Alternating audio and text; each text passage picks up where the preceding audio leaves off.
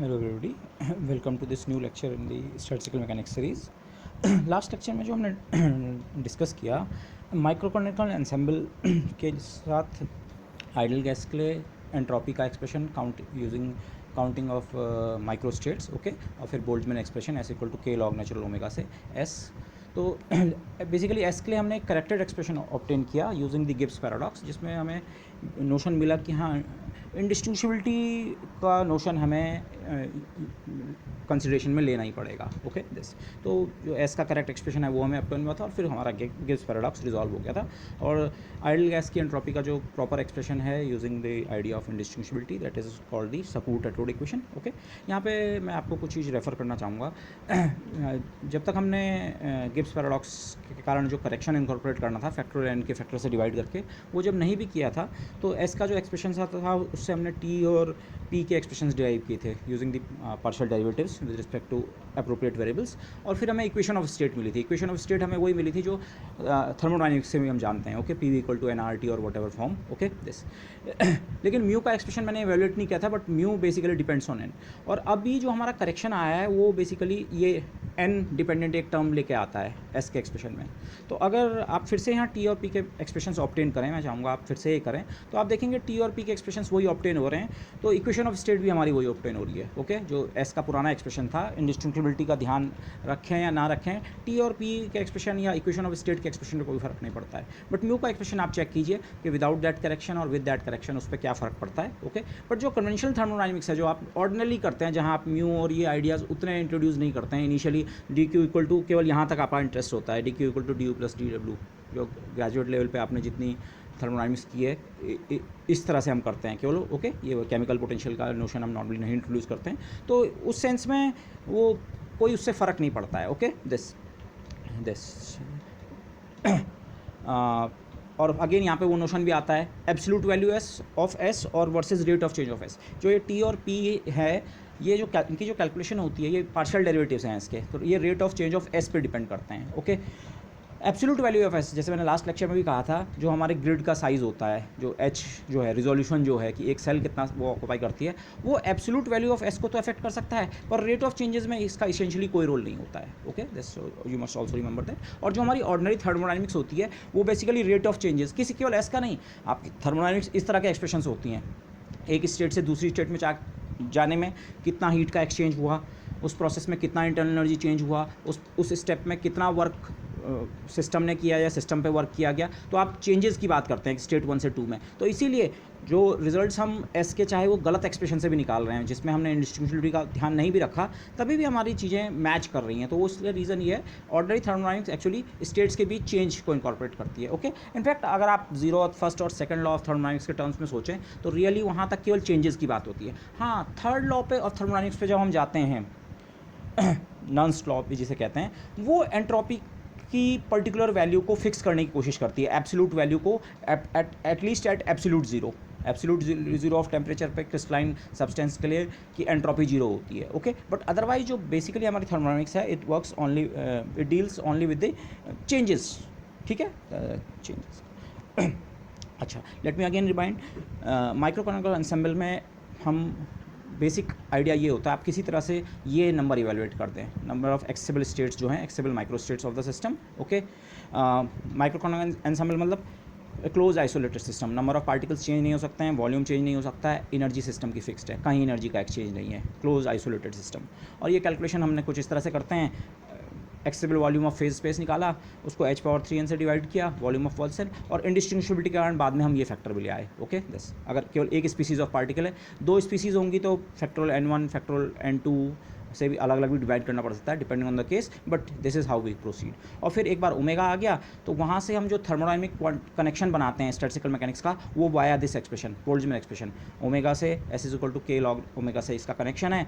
और इसीलिए इस फॉर्मुलिज्म को माइक्रोकॉनिकल एंसेंबल में जो हम फॉर्मुलिज्म यूज़ करते हैं उसे हम कई बार एंट्रोपी फॉर्मुलिज्म भी कहते हैं। आप थर्मोडायनेमिक्स में जिस चीज़ के साथ कनेक्शन इस्टेब्लिश करते हैं सबसे पहले, वो है एंट्रोपी इन द माइक्रोइकोनॉमिकल एंसेम्बल। और ऐसे एक बार आपके पास आ गया तो यूजिंग एक्सप्रेशंस लाइक दिस फिर आप इनके पार्शियल डेरिवेटिव्स एस का पार्शियल डिफरेंशिएशन यू या वी या एन के रेस्पेक्ट में तब आप बाकी क्वांटिटीज़ डिफाइन कर सकते हैं। ओके, इनफैक्ट उस डिस्कशन में हमारा एक पार्ट मिसिंग है, पर मैं शायद इसे करूँगा भी नहीं आगे। I would like you to कि आप खुद इसे देखें। हमने बहुत स्ट्रांगली इस्टेब्लिश नहीं किया था कि स्टैटिस्टिकल मैकेनिक्स में जो हमारा टी की डेफिनेशन बन रही है, ये स्टैटिस्टिकल मैकेनिक्स डेफिनेशन है, ये जो हमारे थर्मोडायनेमिक्स जिस चीज़ को हम टेम्परेचर कहते हैं, दोनों सेम चीज़ है। ओके, इनफैक्ट कुछ हद तक ये इस सेंस में इस्टेब्लिश हो गया। आप इसे इस तरह से सोचिए,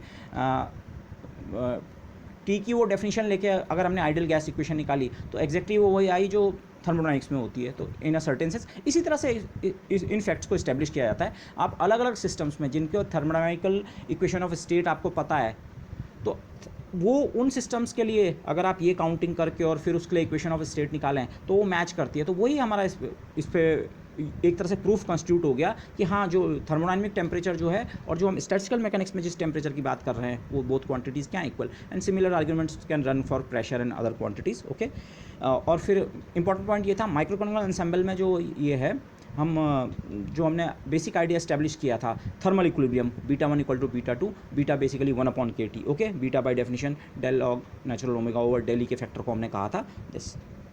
आज हम अब एक दूसरा एंसेम्बल डिस्कस कर रहे हैं which will call the canonical ensemble. Okay, canonical ensemble का बेसिक आइडिया ये है, माइक्रोइकोनॉमिकल एंसेम्बल में आप ध्यान कीजिए, जब हमने इस तरह का एक्सप्रेशन डिराइव किया था ये वाला या बीटा की जो डेफिनेशन है, वहाँ भी हमने वो हमारा जो क्लोज आइसोलेटेड सिस्टम था उसका दो पार्ट्स में ब्रेक किया था, मेंटली ब्रेक किया था।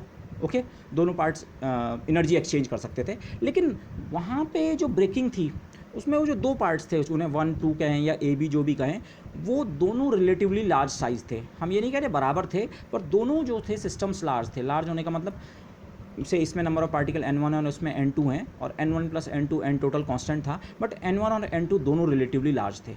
और केवल नंबर ऑफ पार्टिकल्स के टर्म के बजाय अगर हमें इसे डिग्री ऑफ फ्रीडम के टर्म्स में कहना चाहिए, दोनों सिस्टम के डिग्री ऑफ फ्रीडम लार्ज थे।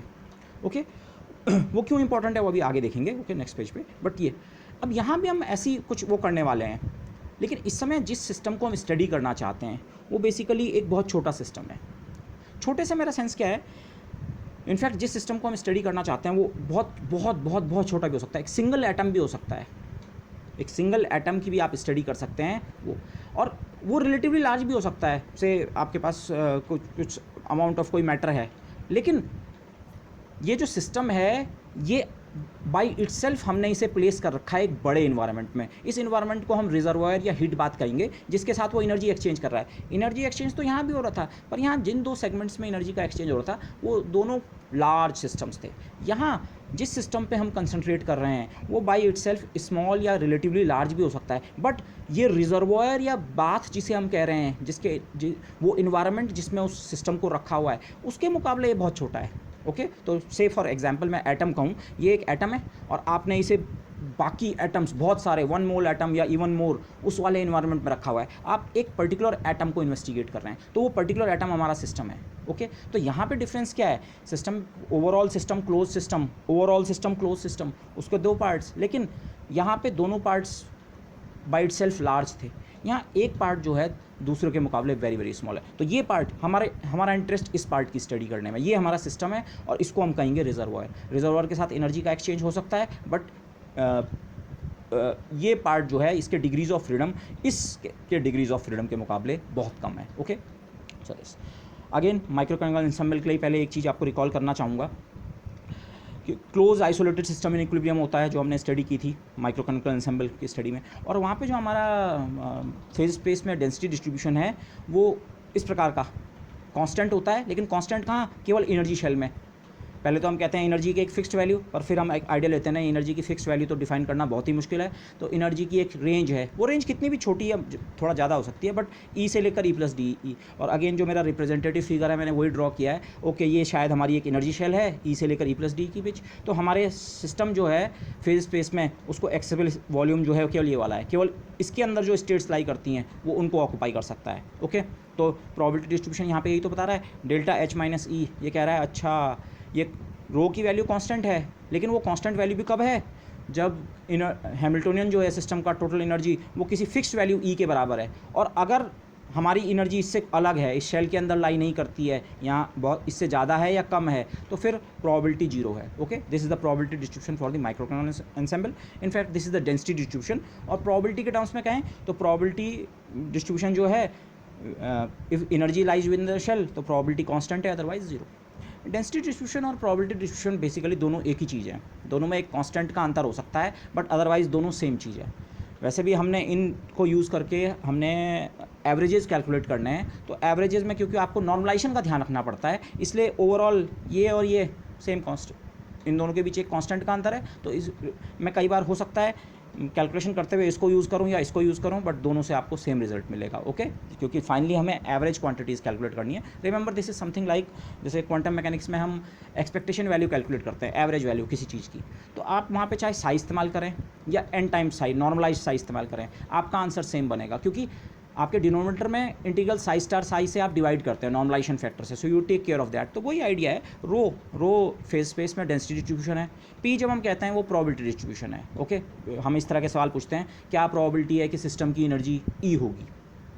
ओके, ई सिस्टम की एनर्जी ई होने की क्या प्रोबेबिलिटी है, इनफैक्ट सवाल ये है। तो ये दोनों चीज़ें बाई एक कांस्टेंट रिलेटेड हैं। ओके दिस, अच्छा, ऑल्सो रिमेंबर इन जनरल, जो हमने जैसे लिवोली थ्योरम के फ्रेमवर्क में डिस्कस किया था कि फॉर एनी इक्विलिब्रियम सिस्टम, अगर सिस्टम के मैक्रोस्कोपिक पैरामीटर्स स्टेबल हैं, टाइम के साथ चेंज नहीं हो रहे हैं, जिसे हम कहते हैं इक्विलिब्रियम सिस्टम, तो इक्विलिब्रियम सिस्टम के लिए rho must be independent of time. जो प्रोबेबिलिटी डिस्ट्रीब्यूशन या डेंसिटी डिस्ट्रीब्यूशन है, that must be independent of time. और फिर लिवोली थ्योरम ने हमें ये बताया कि अगर rho is independent of time, rho का partial derivative with respect to time, explicit time dependence नहीं है, तो रो का partial differentiation with respect to time zero होगा। और तब हमें ये इक्वेशन मिली थी कि इक्विलिब्रियम डिस्ट्रीब्यूशन के लिए रो का जो पॉइसन ब्रैकेट है क्लासिकल केस में with the Hamiltonian of the system, that must B zero. Okay, तो इसका मतलब ये है, इस कंडीशन को सेटिस्फाई करने का तरीका ये है, rho must be some function of the Hamiltonian only. Okay, तो हमारा जो भी सिस्टम इक्विलिब्रियम में है उसके लिए डेंसिटी डिस्ट्रीब्यूशन ऐसा होना चाहिए। डेंसिटी डिस्ट्रीब्यूशन की आपके अलग अलग चॉइस हो सकती है, ये तो एक बहुत पर्टिकुलर चॉइस थी माइक्रोकैनोनिकल एंसेंबल, और चॉइसेस भी हो सकती है। इनफैक्ट आज हम एक दूसरी चॉइस को स्टडी करने वाले हैं जो हमारा कैनोनिकल एंसेंबल बनेगा। पर इक्विलिब्रियम एंसेंबल आपका जो भी हो, उसके लिए जो डेंसिटी डिस्ट्रीब्यूशन है वो हैमिल्टोनियन का ही फंक्शन होना चाहिए, only a function of the Hamiltonian. Okay this, तो for any equilibrium system this must hold, and this we will see कि कैनोनिकल एंसेंबल के लिए जब हम रो का एक्सप्रेशन या पी का एक्सप्रेशन निकालेंगे वो एच का फंक्शन होगा। This will see. Okay, so remember these things. अब पहले माइक्रोकैनोनिकल एंसेंबल के साथ इशू क्या है, क्यों हम दूसरे एंसेंबल की तरफ सोच भी रहे हैं, क्या कोई कैनोनिकल एंसेंबल टाइप की चीज़ की तरफ। उसका रीज़न ये है, microcanonical ensemble again N, V और ई के टर्म्स में डिफाइन होता है। Okay, fixed value of N, V and E. इस इशू को दो तरह से आप टैकल कर सकते हैं। ओके, एक तो मैथमेटिकल इशू भी है। Mathematically the counting of microstates can be difficult. हमने आइडियल गैस के लिए कैलकुलेशन की, पर इन जनरल आपके पास कोई जनरल सिस्टम है तो उसके लिए ये counting of microstates can be difficult और कम्बरसम। ओके, इसको कैलकुलेट करना आसान नहीं होता है जनरल सिस्टम्स के लिए। आइडियल गैस बहुत सिंपल केस था, पोटेंशियल एनर्जी नहीं है सिस्टम में, individual particle zero size occupy कर रहे हैं, तो कैलकुलेशंस बिकेम मच ईजियर। जब हमने वो फेज स्पेस में इंटीग्रल इवेल्युएट किया एक्सेसिबल वॉल्यूम के लिए, तो सारे कंपोनेंट्स सेपरेट आउट हो गए। कोऑर्डिनेट्स वाले जो कंपोनेंट्स हैं वो तो इंडिपेंडेंटली सेपरेट आउट हो गए, तो सब हर इंटीग्रल आपको v into V times n मिला। और मोमेंटम का इंटीग्रल भी रिलेटिवली ईजी था सॉल्व करना, ठीक है, एक हाइपर स्फीयर बना और वगैरह वगैरह। बट इन जनरल सिस्टम्स में ऐसा होना जरूरी नहीं है। Okay, so this calculation can in general be tedious और कभी कभी इम्पॉसिबल भी हो सकती है। तो this okay, so relatively difficult. तो ये तो मैथमेटिकल डिफिकल्टी है, लेकिन एक एक्चुअली फिजिकल इशू भी यहाँ पे आता है। मैथमेटिकल इशू तो चलिए आप नहीं जान रहे हैं मैथमेटिक्स, आप किसी मैथमेटिक्स के एक्सपर्ट की हेल्प ले सकते हैं, भाई मैं हमारे लिए इसे सॉल्व कर दो। ओके, उसे मैथमेटिकल प्रॉब्लम की तरफ पोज कर दिया। बट एक्चुअली एक फिजिकल इशू भी आता है, और ये फिजिकल इशू थ्योरेटिकल भी और एक्सपेरिमेंटल भी दोनों फ्रंट्स पे है। एनर्जी की फिक्स्ड वैल्यू या एनर्जी की एक रेंज भी डिफाइन करना बहुत मुश्किल होता है। ओके, किस सेंस में? एक्सपेरिमेंटली अगर इसे सोचें, टोटल एनर्जी किसी सिस्टम की हम रियरली मेज़र करते हैं। आप एक आइडियल गैस की का ही एग्जांपल ले लें, आप कह रहे हैं इस आइडियल गैस की टोटल एनर्जी ही है, पर लैब में अगर आप जाएं तो वो टोटल एनर्जी आप कभी मेज़र नहीं करेंगे। गैस की टोटल एनर्जी आप कभी मेज़र नहीं करने वाले हैं। हाँ, चेंजेस इन एनर्जी एक बार को मेज़र कर सकते हैं, पर टोटल एनर्जी हम कभी मेज़र नहीं करने वाले हैं। तो यहाँ टोटल एनर्जी, ये ई जो है टोटल एनर्जी है। तो एंसेंबल जिस तरह से हमने डिफाइन किया है, टोटल नंबर ऑफ पार्टिकल्स की जरूर हम बात कर सकते हैं। हाँ, सिस्टम में इतने मोल पार्टिकल्स हैं, this is measuring is easy. अगर आपको एक आइडियल गैस का एग्जांपल सोचें, आपको अगर गैस का मास पता है तो आप उसके नंबर ऑफ़ मोल्स या टोटल नंबर ऑफ़ पार्टिकल्स बहुत आराम से एस्टिमेट कर सकते हैं। वॉल्यूम, ये मेजरमेंट बहुत आसान है, लेकिन ये मेजरमेंट ना कभी करते हैं और ना ये करना आसान है। और उससे भी बड़ा इशू ये है, एनर्जी की कांस्टेंट वैल्यू मेंटेन करना, क्लोज सिस्टम जिसे हम कह रहे हैं, माइक्रोकैनिकल एंसेंबल क्लोज सिस्टम, एन और वी तो क्लोज करना बहुत आसान है, कांस्टेंट रखना आसान है। आपका जो चैम्बर है जिसमें आपने सिस्टम को इनक्लोज कर रखा है, उसकी वॉल्स जो हैं वो उसमें से अगर वो पेनिट्रेबल नहीं है और रिजिड हैं तो ये क्वांटिटीज़ फिक्स रहेंगी। पर energy exchange is not that easy. Okay, अगर आप केवल हीट एक्सचेंज के टर्म में सोच रहे हैं तो आपको सोचना पड़ेगा, अच्छा आपको डायथर्मिक वॉल्स लगानी पड़ेंगी, सॉरी एडियाबैटिक वॉल्स, हीट का कंडक्शन ना हो। ओके, अब परफेक्ट इंसुलेटर तो कोई भी चीज़ नहीं होता है, तो इस चीज़ को लैब कंडीशंस में मेंटेन करना बहुत मुश्किल है। एक्सपेरिमेंटली अगर आप किसी सिस्टम के लिए आप एक्सप्रेशंस निकाल के और फिर वेरीफाई करना चाह रहे हैं, माना एंट्रोपी का एक्सप्रेशन निकाला आपने और फिर आप लैब में इसे वेरीफाई करना चाह रहे हैं, अच्छा वी और एन के साथ इसका बिहेवियर ऐसा है, और एक टाइम पे माना आप इनमें से एक चीज़ को कांस्टेंट रखना चाह रहे हैं, एनर्जी को, तो एनर्जी को कांस्टेंट रखना बहुत मुश्किल है। सिस्टम ये इंश्योर करना कि कहीं बाहर के साथ कोई एनर्जी एक्सचेंज नहीं कर रहा है, पूरी तरह आइसोलेटेड है, that is very very difficult. Okay, इसका मैं एक और आपको एक्सटेंड करूँगा इस एग्जाम्पल को। आप इसे केवल थर्मल इंट्रैक्शंस के टर्म में ना सोचें। कोई सिस्टम है, वो कोई दूसरा सिस्टम है, आप सोच रहे हैं मैंने इसको इससे थर्मली आइसोलेट कर रखा है, बट स्टिल ग्रेविटेशनल इंट्रैक्शंस के कारण एनर्जी का एक्सचेंज हो सकता है। अब gravitational interactions usually smaller systems के लिए उतने इंपॉर्टेंट नहीं होंगे, but for large system, thermodynamics से हम सब तरह के सिस्टम्स को डिस्कस करना चाह रहे हैं। तो इमेजिन दिस सिचुएशन, आपकी लार्ज अमाउंट ऑफ गैस है, ओके, इन सम चैम्बर, लेकिन उसके नज़दीक दूसरा लार्ज अमाउंट ऑफ सम मास है, तो वो ग्रेविटेशनल भी इंटरेक्ट कर रहे होंगे। आप किसी भी वॉल से ग्रेविटेशन की शील्डिंग नहीं कर सकते हैं, तो एनर्जी एक्सचेंज की शील्डिंग करना बहुत मुश्किल है। तो ये रीजंस हैं जिसके कारण माइक्रोकैनिकल एंसेंबल को हम से कुछ बेटर अगर कर सकें तो वो करना चाहेंगे। ओके, माइक्रोकैनिकल एंसेंबल में हमने कैलकुलेशन की हैं, इन प्रिंसिपल किसी भी सिस्टम के लिए अप्लाई कर सकते हैं, but it can be difficult at times. और फिर अगर आप फिजिकल एस्पेक्ट से देखें तो ये इशू भी आता है, टोटल एनर्जी ना हम कभी मेज़र करने वाले हैं, और टोटल एनर्जी को कांस्टेंट पे मेंटेन करना या उसको एक छोटी रेंज में भी स्पेसिफाई करना, मेंटेन करना बहुत मुश्किल है। ओके, सो दिस, तो इनको हम सर्कमवेंट करने के लिए ही हम दूसरी तरह का एंसेंबल का हमारा आइडिया डेवलप होता है, which is called the canonical ensemble. हाँ, लेकिन माइक्रोकैनिकल एंसेंबल इंपॉर्टेंट इसलिए है, डायरेक्टली कैनोनिकल एंसेंबल पे हम जंप नहीं कर सकते हैं। जो बेसिक हमने पॉस्टुलेट्स लिए थे स्टैटिस्टिकल मैकेनिक्स को फॉर्मुलेट करने के लिए, वो यहीं अप्लाई होते हैं। से for example mainly the postulate of equal A priori probability, क्योंकि और बाकी कोई इन्फॉर्मेशन नहीं थी, जिसे मैक्सिमल इग्नोरेंस का प्रिंसिपल भी कहा गया है।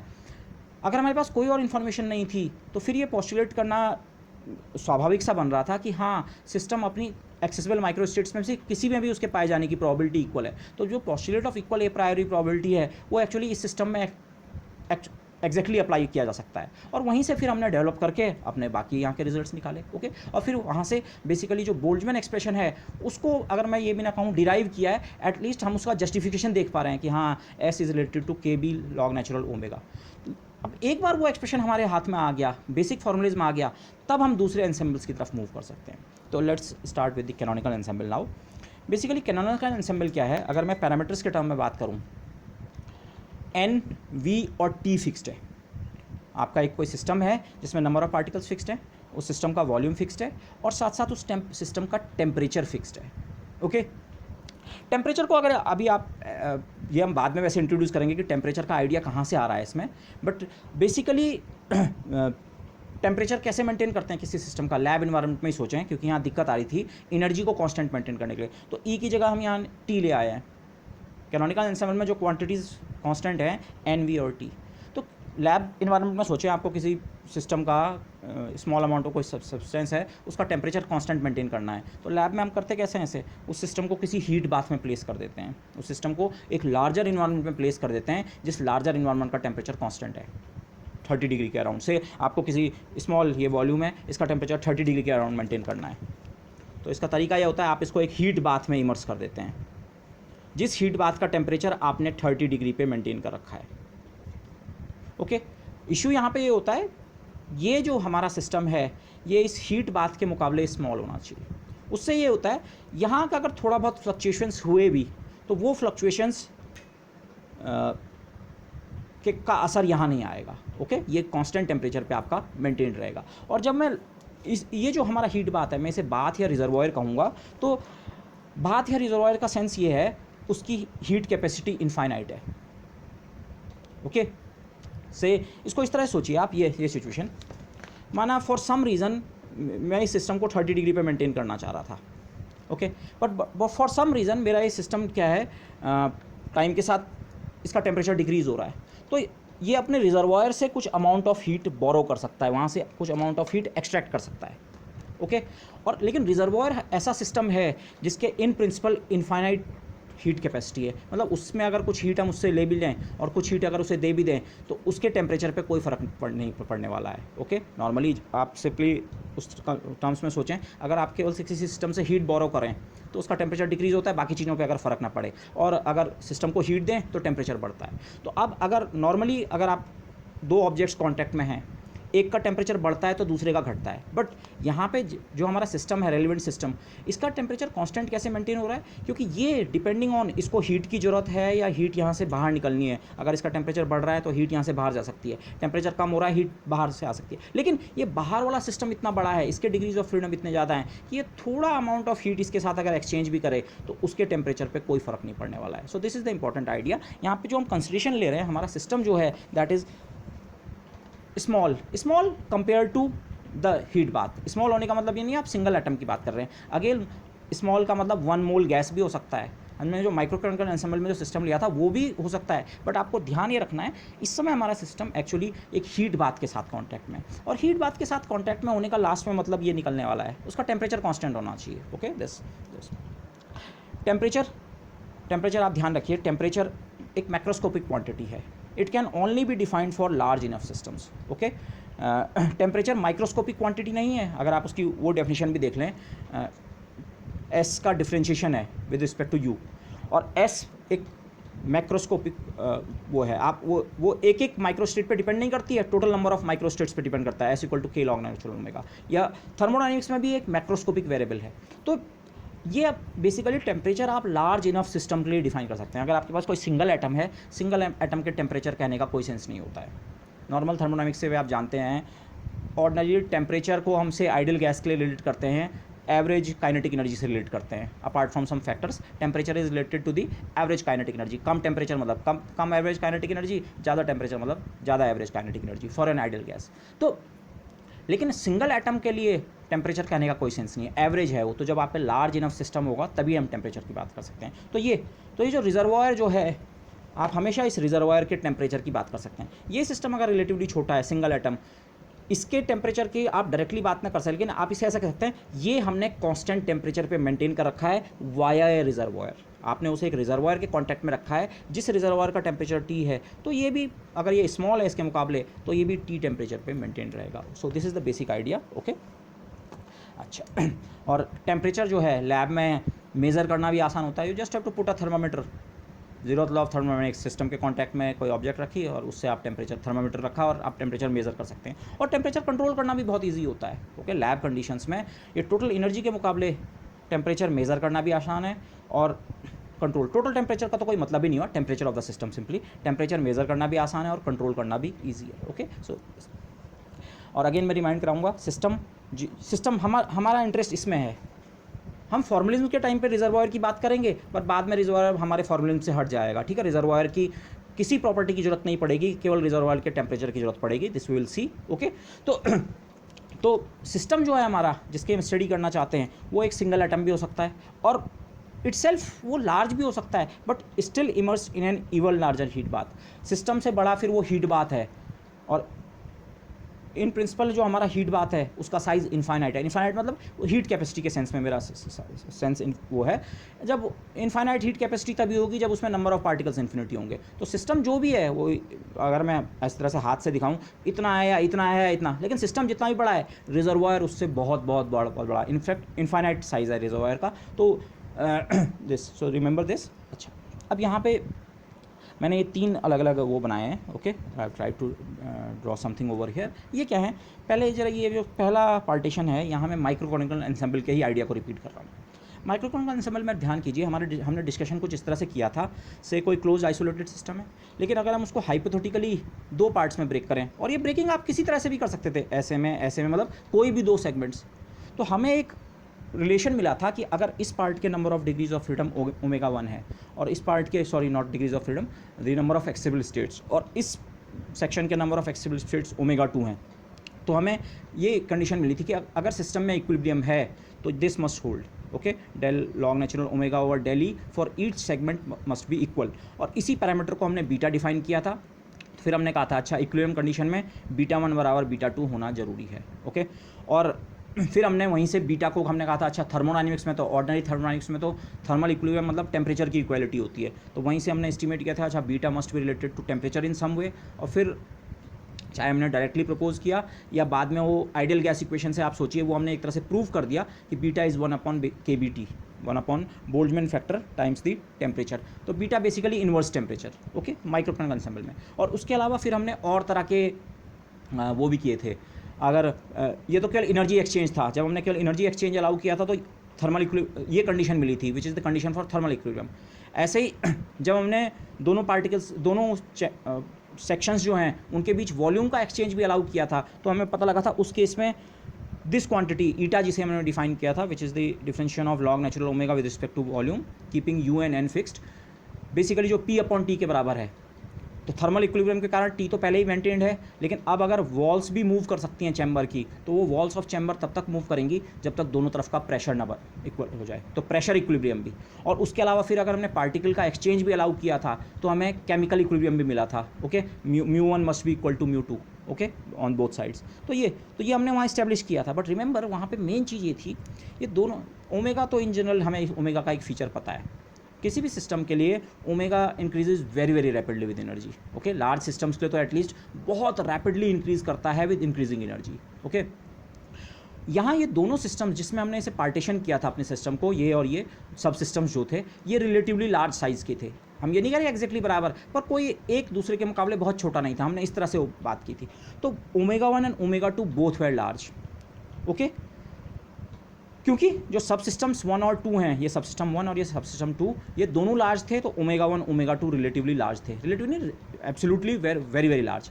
और यहाँ पे मैंने एक इस तरह का फिगर भी बनाया था कि एक सिस्टम की एनर्जी अगर वेरी करती है, अलग अलग वैल्यूज़ लेती है, इसकी एनर्जी E1 है, पर E1 की अलग अलग वैल्यूज़ हो सकती हैं, तो depending on the value of the first system उसकी जो नंबर ऑफ एक्सेसिबल स्टेट्स हैं वो इस तरह से एनर्जी के साथ बहुत रैपिडली ग्रोइंग फंक्शन।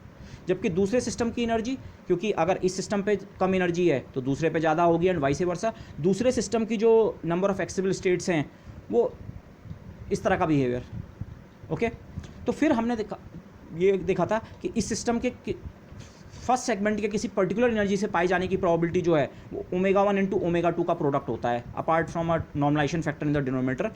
तो अगर दो फंक्शंस आपके इस तरीके के हैं, एक वेरी रैपिडली इंक्रीजिंग और एक वेरी रैपिडली डिक्रीजिंग, तो इनका जो प्रोडक्ट बनता है वो एक हाईली पीक्ड फंक्शन बनता है, क्योंकि जिस रीजन में ये फंक्शन ज़्यादा है, ये ज़्यादा कंट्रीब्यूट करना चाह रहा है, वहाँ ये इफेक्टिवली 0 है, और जिस रीजन में ये फंक्शन ज़्यादा है, ओमेगा 1 ज़्यादा है, वहाँ ओमेगा 2 ऑलमोस्ट 0 है। तो कहीं मिड के एक रीजन में दोनों की वैल्यू अप्रिशिएबल है और वहाँ उनका मल्टीप्लिकेशन इफेक्टिवली कंट्रीब्यूट करता है, तो जो प्रोडक्ट फंक्शन है वो इस तरह का बनता है। तो यही तो हमारा माइक्रोइकोनॉमिक एंसेंबल बनता है, ओके। एनर्जी की वैल्यू एक डेफिनेट वैल्यू ई बार के इर्द गिर्द पीक्ड रहती है और उस पीक की विड्थ भी बहुत कम होती है। अगेन रिप्रेजेंटेटिव नंबर्स अगर हम फ्लक्चुएशन के लिए यूज़ करें, fluctuation is of the order of 1/√n for typical systems.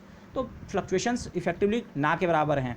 तो ये माइक्रोइकोनॉमिक एंसेंबल में जो हमने किया है, इसको मैं क्यों डिस्कस कर रहा हूँ, क्योंकि अब जो सिस्टम हम डिस्कस करने वाले हैं, आइडिया कुछ ऐसा ही है। ओवरऑल सिस्टम आपका एक क्लोज आइसोलेटेड सिस्टम है, लेकिन ओवरऑल सिस्टम कंपोज कैसा है? ये मेरा एक्चुअल सिस्टम है, मैं जिसको स्टडी करना चाहता हूँ, ये मेरा एक्चुअल सिस्टम है एस। मैं इस सिस्टम का नाम एस रख रहा हूँ, ओके। इस सिस्टम के जो पैरामीटर्स डिफाइंड हैं, इसमें total number of particles n है किसी टाइम पे, इसका वॉल्यूम है v, लेकिन इसकी एनर्जी फिक्स नहीं है।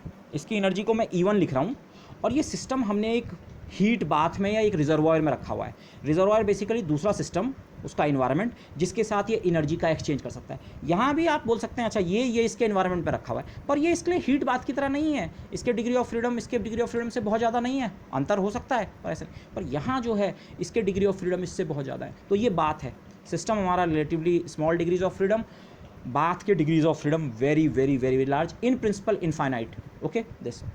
तो सिस्टम के एन और वी तो फिक्स्ड हैं, लेकिन उसकी एनर्जी को मैं E1 लिख रहा हूँ। You must remember this E1 is not fixed. ये E1 जो है, और ऐसी जो बात है उसका नंबर ऑफ पार्टिकल्स माना n2 और उसका वॉल्यूम v2 और उसके एनर्जी किसी इंस्टेंट पे E2 है। हाँ, ये पूरा पूरा जो सिस्टम है, सिस्टम प्लस रिजर्वायर, ये क्लोज्ड आइसोलेटेड सिस्टम है। तो वो क्लोज्ड आइसोलेटेड सिस्टम है तो उस पर इक्वल ए प्रायरी प्रोबेबिलिटी वगैरह अप्लाई होगी, लेकिन आपको ध्यान ये रखना है E1 प्लस E2 मिला के कॉन्स्टेंट है, जैसा इस केस में भी था। लेकिन यहाँ पे ये E1 जो है, ये स्मॉल सिस्टम, इसकी एनर्जी बहुत ज़्यादा फ्लक्चुएट करेगी। यहाँ फ्लक्चुएशंस बहुत कम होते हैं, तभी तो माइक्रोकेमिकल एंसेंबल बना हमारा। वो एनर्जी E और E प्लस डी के बीच फिक्स्ड है, वो इस तरह के। लेकिन यहाँ पे ये सिस्टम इसके मुकाबले बहुत छोटा है। तो ये जो यहाँ सब कुछ जो कंट्रोल है, जिसको हम ड्राइविंग सिस्टम कहते हैं, वो ये रिजर्वायर है। रिजर्वायर ही इस सिस्टम की एक्चुअली डायनेमिक्स को गवर्न करता है। मैथमेटिकली आप देखेंगे क्या मतलब है इस चीज़ का, पर इसको इस तरह सोचिए माना आप किसी टाइप पे इस सिस्टम के में से यहाँ 100 पार्टिकल्स हैं और बाकी 1 मोल पार्टिकल्स यहाँ बाहर हैं, तो this is relatively small. This माना इन पार्टिकल्स की एनर्जी कुछ थी और इनकी कुछ थी, किसी समय इक्विलिब्रियम टाइप की स्टेट थी। अचानक आपने यहाँ वाले सिस्टम्स की एनर्जी को 4 गुना कर दिया, हर पार्टिकल की एनर्जी को 4 गुना कर दिया, तो थोड़ी देर बाद इक्विलिब्रियम की स्टेट फिर से अचीव होगी।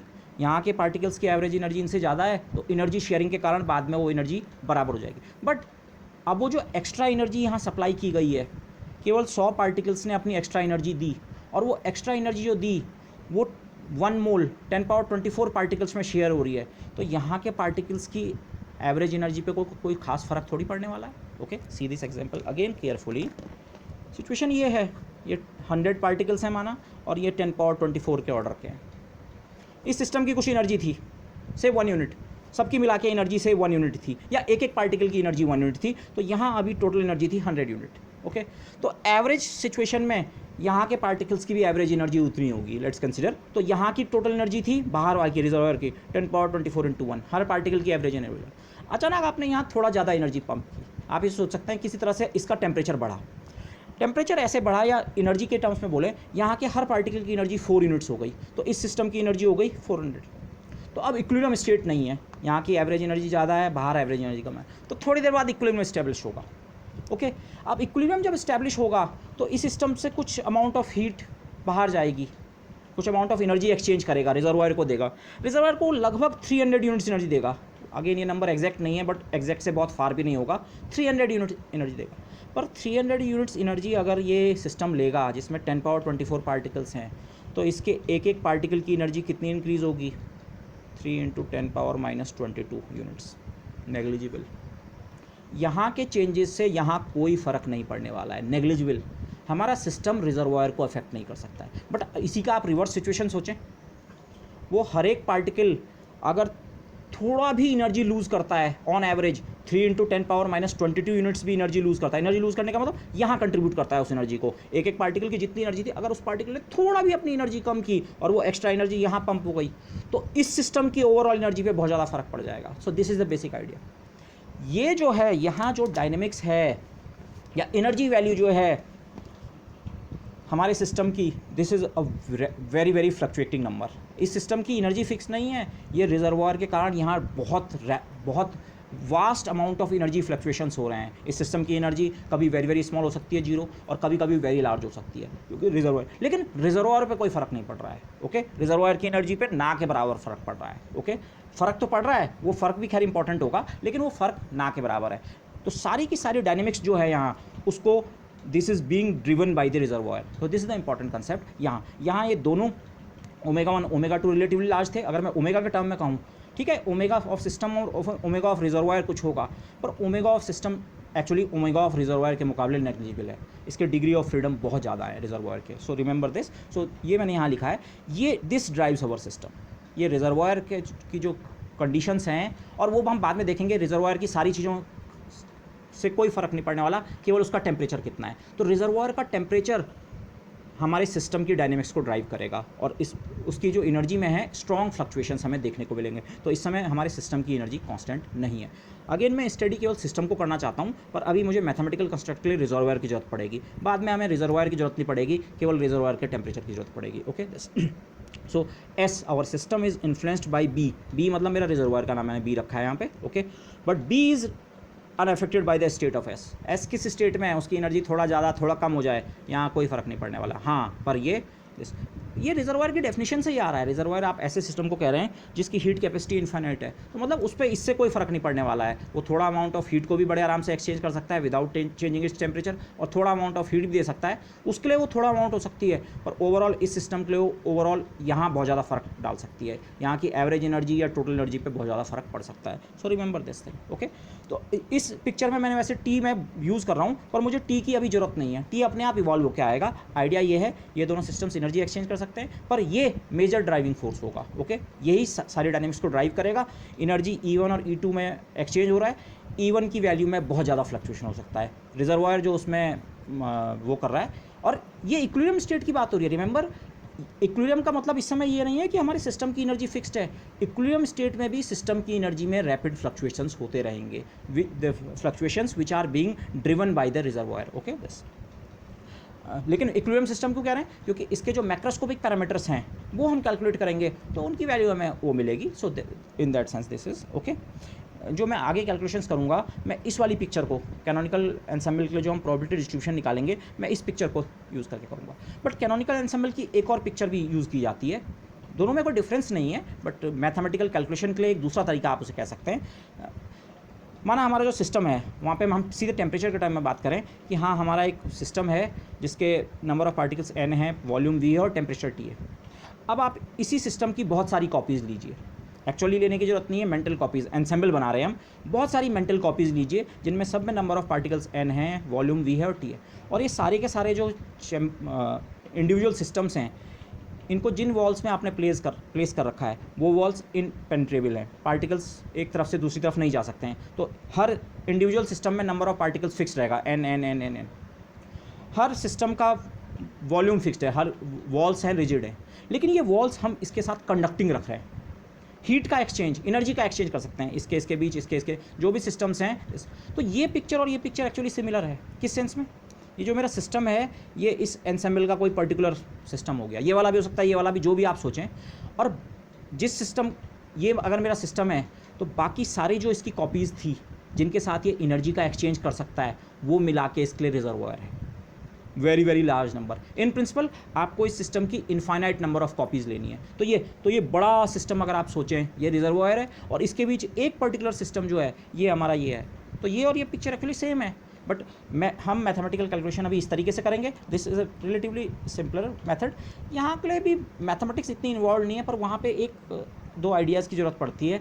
एक basically the method of Lagrange multiplier. तो प्रॉब्ली हमने लैग्रांज मल्टीप्लायर्स का मेथड कहीं पे ऐसा डिटेल में डिस्कस नहीं किया है। This I might discuss this method depending on, मुझे आगे इस मेथड की स्ट्रिक्टली ज़रूरत पड़ने वाली है, या depending on the amount of availability of time I can discuss this method also. But remember this picture as well कि ये भी खासकर जब हम एंसेंबल कह रहे हैं तो एंसेंबल का मतलब large number of similar system. तो वो यही सेंस होता है हमारा जो ओरिजिनल सिस्टम है जिसको हम स्टडी करना चाह रहे हैं उसके NV फिक्स्ड है। तो ऐसे बहुत सारे सिस्टम्स मिलके एक एंसेंबल बना रहे हैं। ये सारे सिस्टम्स आपस में एनर्जी का एक्सचेंज कर सकते हैं। एनर्जी एक्सचेंज के कारण ही टेम्परेचर फिक्स्ड है, ओके। और ओवरऑल ये जो सिस्टम बनेगा जिसमें लार्ज नंबर ऑफ ऐसे इंडिविजुअल सिस्टम्स हैं, इसके total number of particle n total volume v total energy E total n total कितना होगा? n+n+n++ जितनी कॉपीज़ यहाँ हमने ली है इसकी, total v v+v+v+v। Total energy सबकी अलग अलग है। इन सारे सिस्टम्स की एनर्जी सेम नहीं है। किसी की एनर्जी E1 होगी, किसी की E2 होगी, किसी की E3। E1 एनर्जी वाले भी बहुत सारे हो सकते हैं। एक ही एनर्जी वाले एंसेंबल में कई सिस्टम हो सकते हैं। दूसरी एनर्जी E2 वाले कई सिस्टम्स हो सकते हैं। इनफैक्ट हमारा जो यहाँ पे एम अब है, चाहे इस मेथड से जाएँ चाहे इस मेथड से, हमें ये प्रोबेबिलिटी डिस्ट्रीब्यूशन ही पता करना है। कितने सिस्टम्स की एनर्जी E1 है, कितने सिस्टम्स की एनर्जी E2 है। यहाँ पे तो ये सवाल हम इस तरह से पूछेंगे, क्या प्रोबेबिलिटी है कि अगर ये सिस्टम अपने रिजर्वायर के साथ इक्विलिब्रियम में है कि इस सिस्टम की एनर्जी की कोई पर्टिकुलर वैल्यू है, माना E1 या E2, या हम उसको सिंपली E लिख देंगे, क्या प्रोबेबिलिटी है कि इस की एनर्जी E है। जबकि यहाँ ये सवाल हम इस तरह से पूछ सकते हैं। एंसेंबल में आइडिया ये है, एंसेंबल में अगर से n टोटल सिस्टम्स हैं, उनमें से किसी पर्टिकुलर इंस्टेंट पे कितने सिस्टम्स ऐसे हैं जिनकी एनर्जी E है। E कोई पर्टिकुलर वैल्यू है, माना 10 जूल। तो इस एंसेंबल में सारे सिस्टम्स हैं। ऐसे सिस्टम भी हैं जिनकी एनर्जी 0 जूल है, उनका भी कुछ नंबर है। ऐसे सिस्टम भी हैं जिनकी एनर्जी 1 जूल है। ऐसे सिस्टम भी हैं जिनकी एनर्जी 2 जूल है। तो अगर 10 यूनिट वाले एनर्जी के सिस्टम्स का नंबर या E एनर्जी वाले सिस्टम्स का नंबर माना NE है, N E, small N E, number of systems in the ensemble which carry the energy E. तो N E upon N total, total जितने सिस्टम्स हैं एंसेम्बल में उसका रेशियो आप लीजिए इसके साथ, कितने सिस्टम्स ई एनर्जी कैरी कर रहे हैं, तो ये होगा पी मतलब प्रोबेबिलिटी कि अगर हम इस सिस्टम में कोई रैंडमली कोई सिस्टम पिक करें तो वो हमारे हाथ में जो सिस्टम आए वो ई एनर्जी का हो, तो probability that a particular system has energy E. Okay, तो दिस, तो एंसेम्बल में इस वाले मेथड में हम इस तरह से कैलकुलेट करते हैं, और यहाँ की कैलकुलेशन तो अभी हम करेंगे। ओके, कैनोनिकल एंसेम्बल का दूसरा पिक्चर ये है, the other mental copies of this system serve as heat reservoir for any one system. किसी भी एक सिस्टम को आप अपना बेसिक सिस्टम मान सकते हैं, बाकी मेंटल कॉपीज मिलकर क्या कर रहे हैं, उसके लिए रिजर्वायर की तरह काम कर रहे हैं। Okay, the individual system has can have any energy between, हाँ यहाँ पे ये इस पिक्चर में ज़्यादा क्लियर होता है। इस ओवरऑल जो एंसेम्बल है इसकी टोटल एनर्जी ई टोटल है, इंडिविजुअल एनर्जीज का सम, ये ई टोटल फिक्स्ड है। ये ओवरऑल जो सिस्टम है ये क्लोज आइसोलेटेड सिस्टम है, ये आपस में एनर्जी एक्सचेंज कर सकते हैं, और ये ओवरऑल सिस्टम कहीं बाहर एक्सचेंज नहीं कर रहा है। ये ओवरऑल सिस्टम को अगर हम देखें, ये एक माइक्रोक्रॉनिकल एंसेम्बल है, एक सिस्टम नहीं, ये माइक्रोक्रॉनिकल नहीं है, ये क्लोज आइसोलेटेड नहीं है, पर ये ओवरऑल सिस्टम क्या है, क्लोज आइसोलेटेड सिस्टम माइक्रोक्रॉनिकल। तो वहाँ पे इक्वल प्राइमरी प्रोबेबिलिटी का प्रिंसिपल अप्लाई होगा, बट ये ई टोटल एनर्जी इन सारे सिस्टम्स ने शेयर करनी है। तो इन प्रिंसिपल ऐसा पॉसिबल है, माना ये मेरा जिस सिस्टम को मैं स्टडी करना चाहता हूँ ये है एस, इसकी एनर्जी जीरो भी हो सकता है ये ई टोटल बाकी सब ने इस तरह से बांटी हो, इसके इससे जीरो एनर्जी आई हो, और कभी कभी ऐसा भी हो सकता है ये ई टोटल एनर्जी पूरी की पूरी इसके पास हो, इन प्रिंसिपल बाकी सबके पास जीरो एनर्जी हो। तो इन प्रिंसिपल किसी एक पर्टिकुलर सिस्टम की एनर्जी की बहुत वाइड रेंज हो सकती है, जीरो से लेकर और ई टोटल। और ई टोटल भी आपको ये सोचना है, ये एंसेम्बल जब हम बनाएंगे ये एन टोटल एक्चुअली हम टेंडिंग टू इन्फिनिटी लेंगे। हमें इंटरेस्ट इस रेशियो में है, माना आपके एंसेम्बल में 100 सिस्टम है, 100 में से 2 सिस्टम की एनर्जी ई है, तो आपकी प्रोबेबिलिटी कितनी मानी 2/100। लेकिन आप 100 के बजाय अगर 200 सिस्टम लेते तो ये नंबर भी दुगना हो जाता 4, तो प्रोबेबिलिटी पे कोई फ़र्क नहीं पड़ने वाला है। तो एंसेम्बल की जो डेफिनेशन है वो हम इस तरह से देते हैं, मेंटल कॉपीज़ कितनी उस सिस्टम की, इन प्रिंसिपल इनफाइनाइट। तो ये, तो अगर टोटल नंबर ऑफ सिस्टम्स हमारा इन्फिनिटी की ओर टेंड हो रहा है तो टोटल एनर्जी भी किसकी ओर टेंड होगी, इन्फिनिटी। क्लोज्ड जो सिस्टम है, बड़ा माइक्रोकैनिकल सिस्टम जो हमारा बन रहा है, उसकी total energy in principle infinity भी हो सकती है।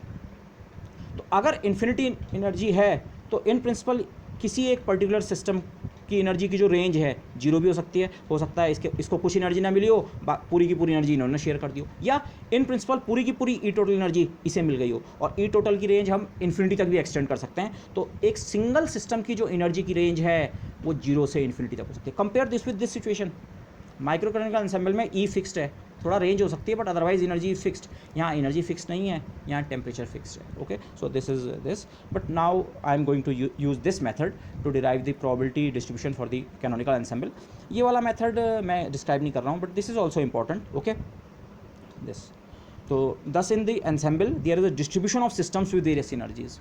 आपके ई एनर्जी वाले भी कई सिस्टम हैं, 1 यूनिट एनर्जी वाले कई सिस्टम्स हैं, 5 यूनिट एनर्जी वाले कई सिस्टम हैं, 100 यूनिट एनर्जी वाले कई सिस्टम्स हैं। ओके, वही नंबर हमें रिलेटिवली कैलकुलेट करना है। अगर इस सिस्टम में total number of systems N total हैं इस एंसेम्बल में, तो कितने सिस्टम्स की एनर्जी ई है, माना वो नंबर एन, ये नंबर हम कैलकुलेट करते हैं। तो इस अप्रोच में ये नंबर इस तरह से एक्चुअली काउंटिंग करके ही करते हैं कि मोस्ट प्रोबेबल स्टेट के लिए कितनी स्टेट्स हैं, ये फ्रैक्शन हम कैलकुलेट करने की कोशिश करते हैं। ओके, मैं यहाँ पे आपको पथरिया की बुक रेफ़र करूँगा। पथरिया में ये उसमें ये मेथड भी कर रखा है, ये मेथड भी कर रखा है। मैं यहाँ पे केवल इस मेथड को यूज़ कर रहा हूँ, ठीक है। मैं इस मेथड को अभी तो एटलीस्ट डिस्कस नहीं कर रहा हूँ, I will see later if I get the time और I feel the need, then I will discuss this method, but otherwise I will refer you to Pathria for discussion of this method. Okay, idea ये है,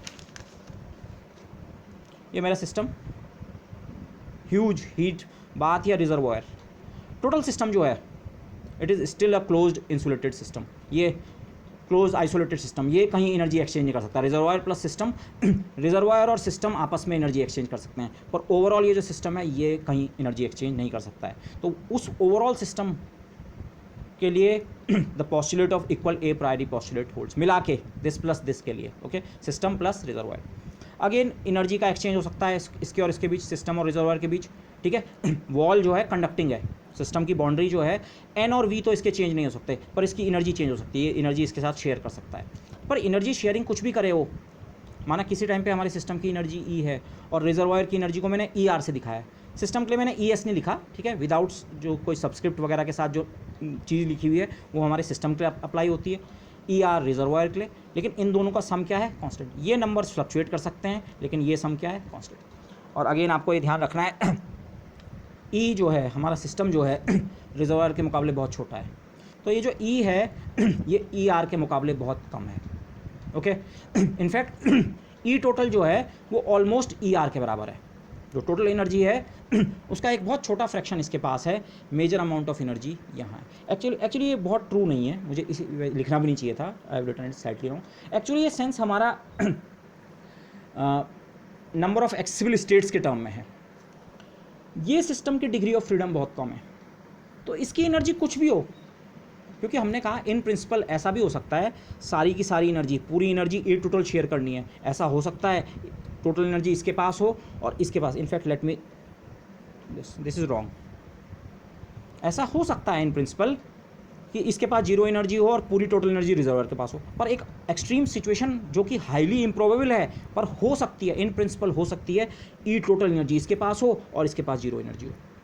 तो ये लिखना गलत था, but ये still true है, क्योंकि एनर्जी के साथ हाँ इसके पास जीरो एनर्जी है तो इसके ओमेगा कम होगा, इसकी एनर्जी बढ़ी तो ओमेगा बढ़ेगा, पर ओमेगा नंबर ऑफ पार्टिकल्स पे भी डिपेंड करता है, डिग्री ऑफ फ्रीडम पे भी।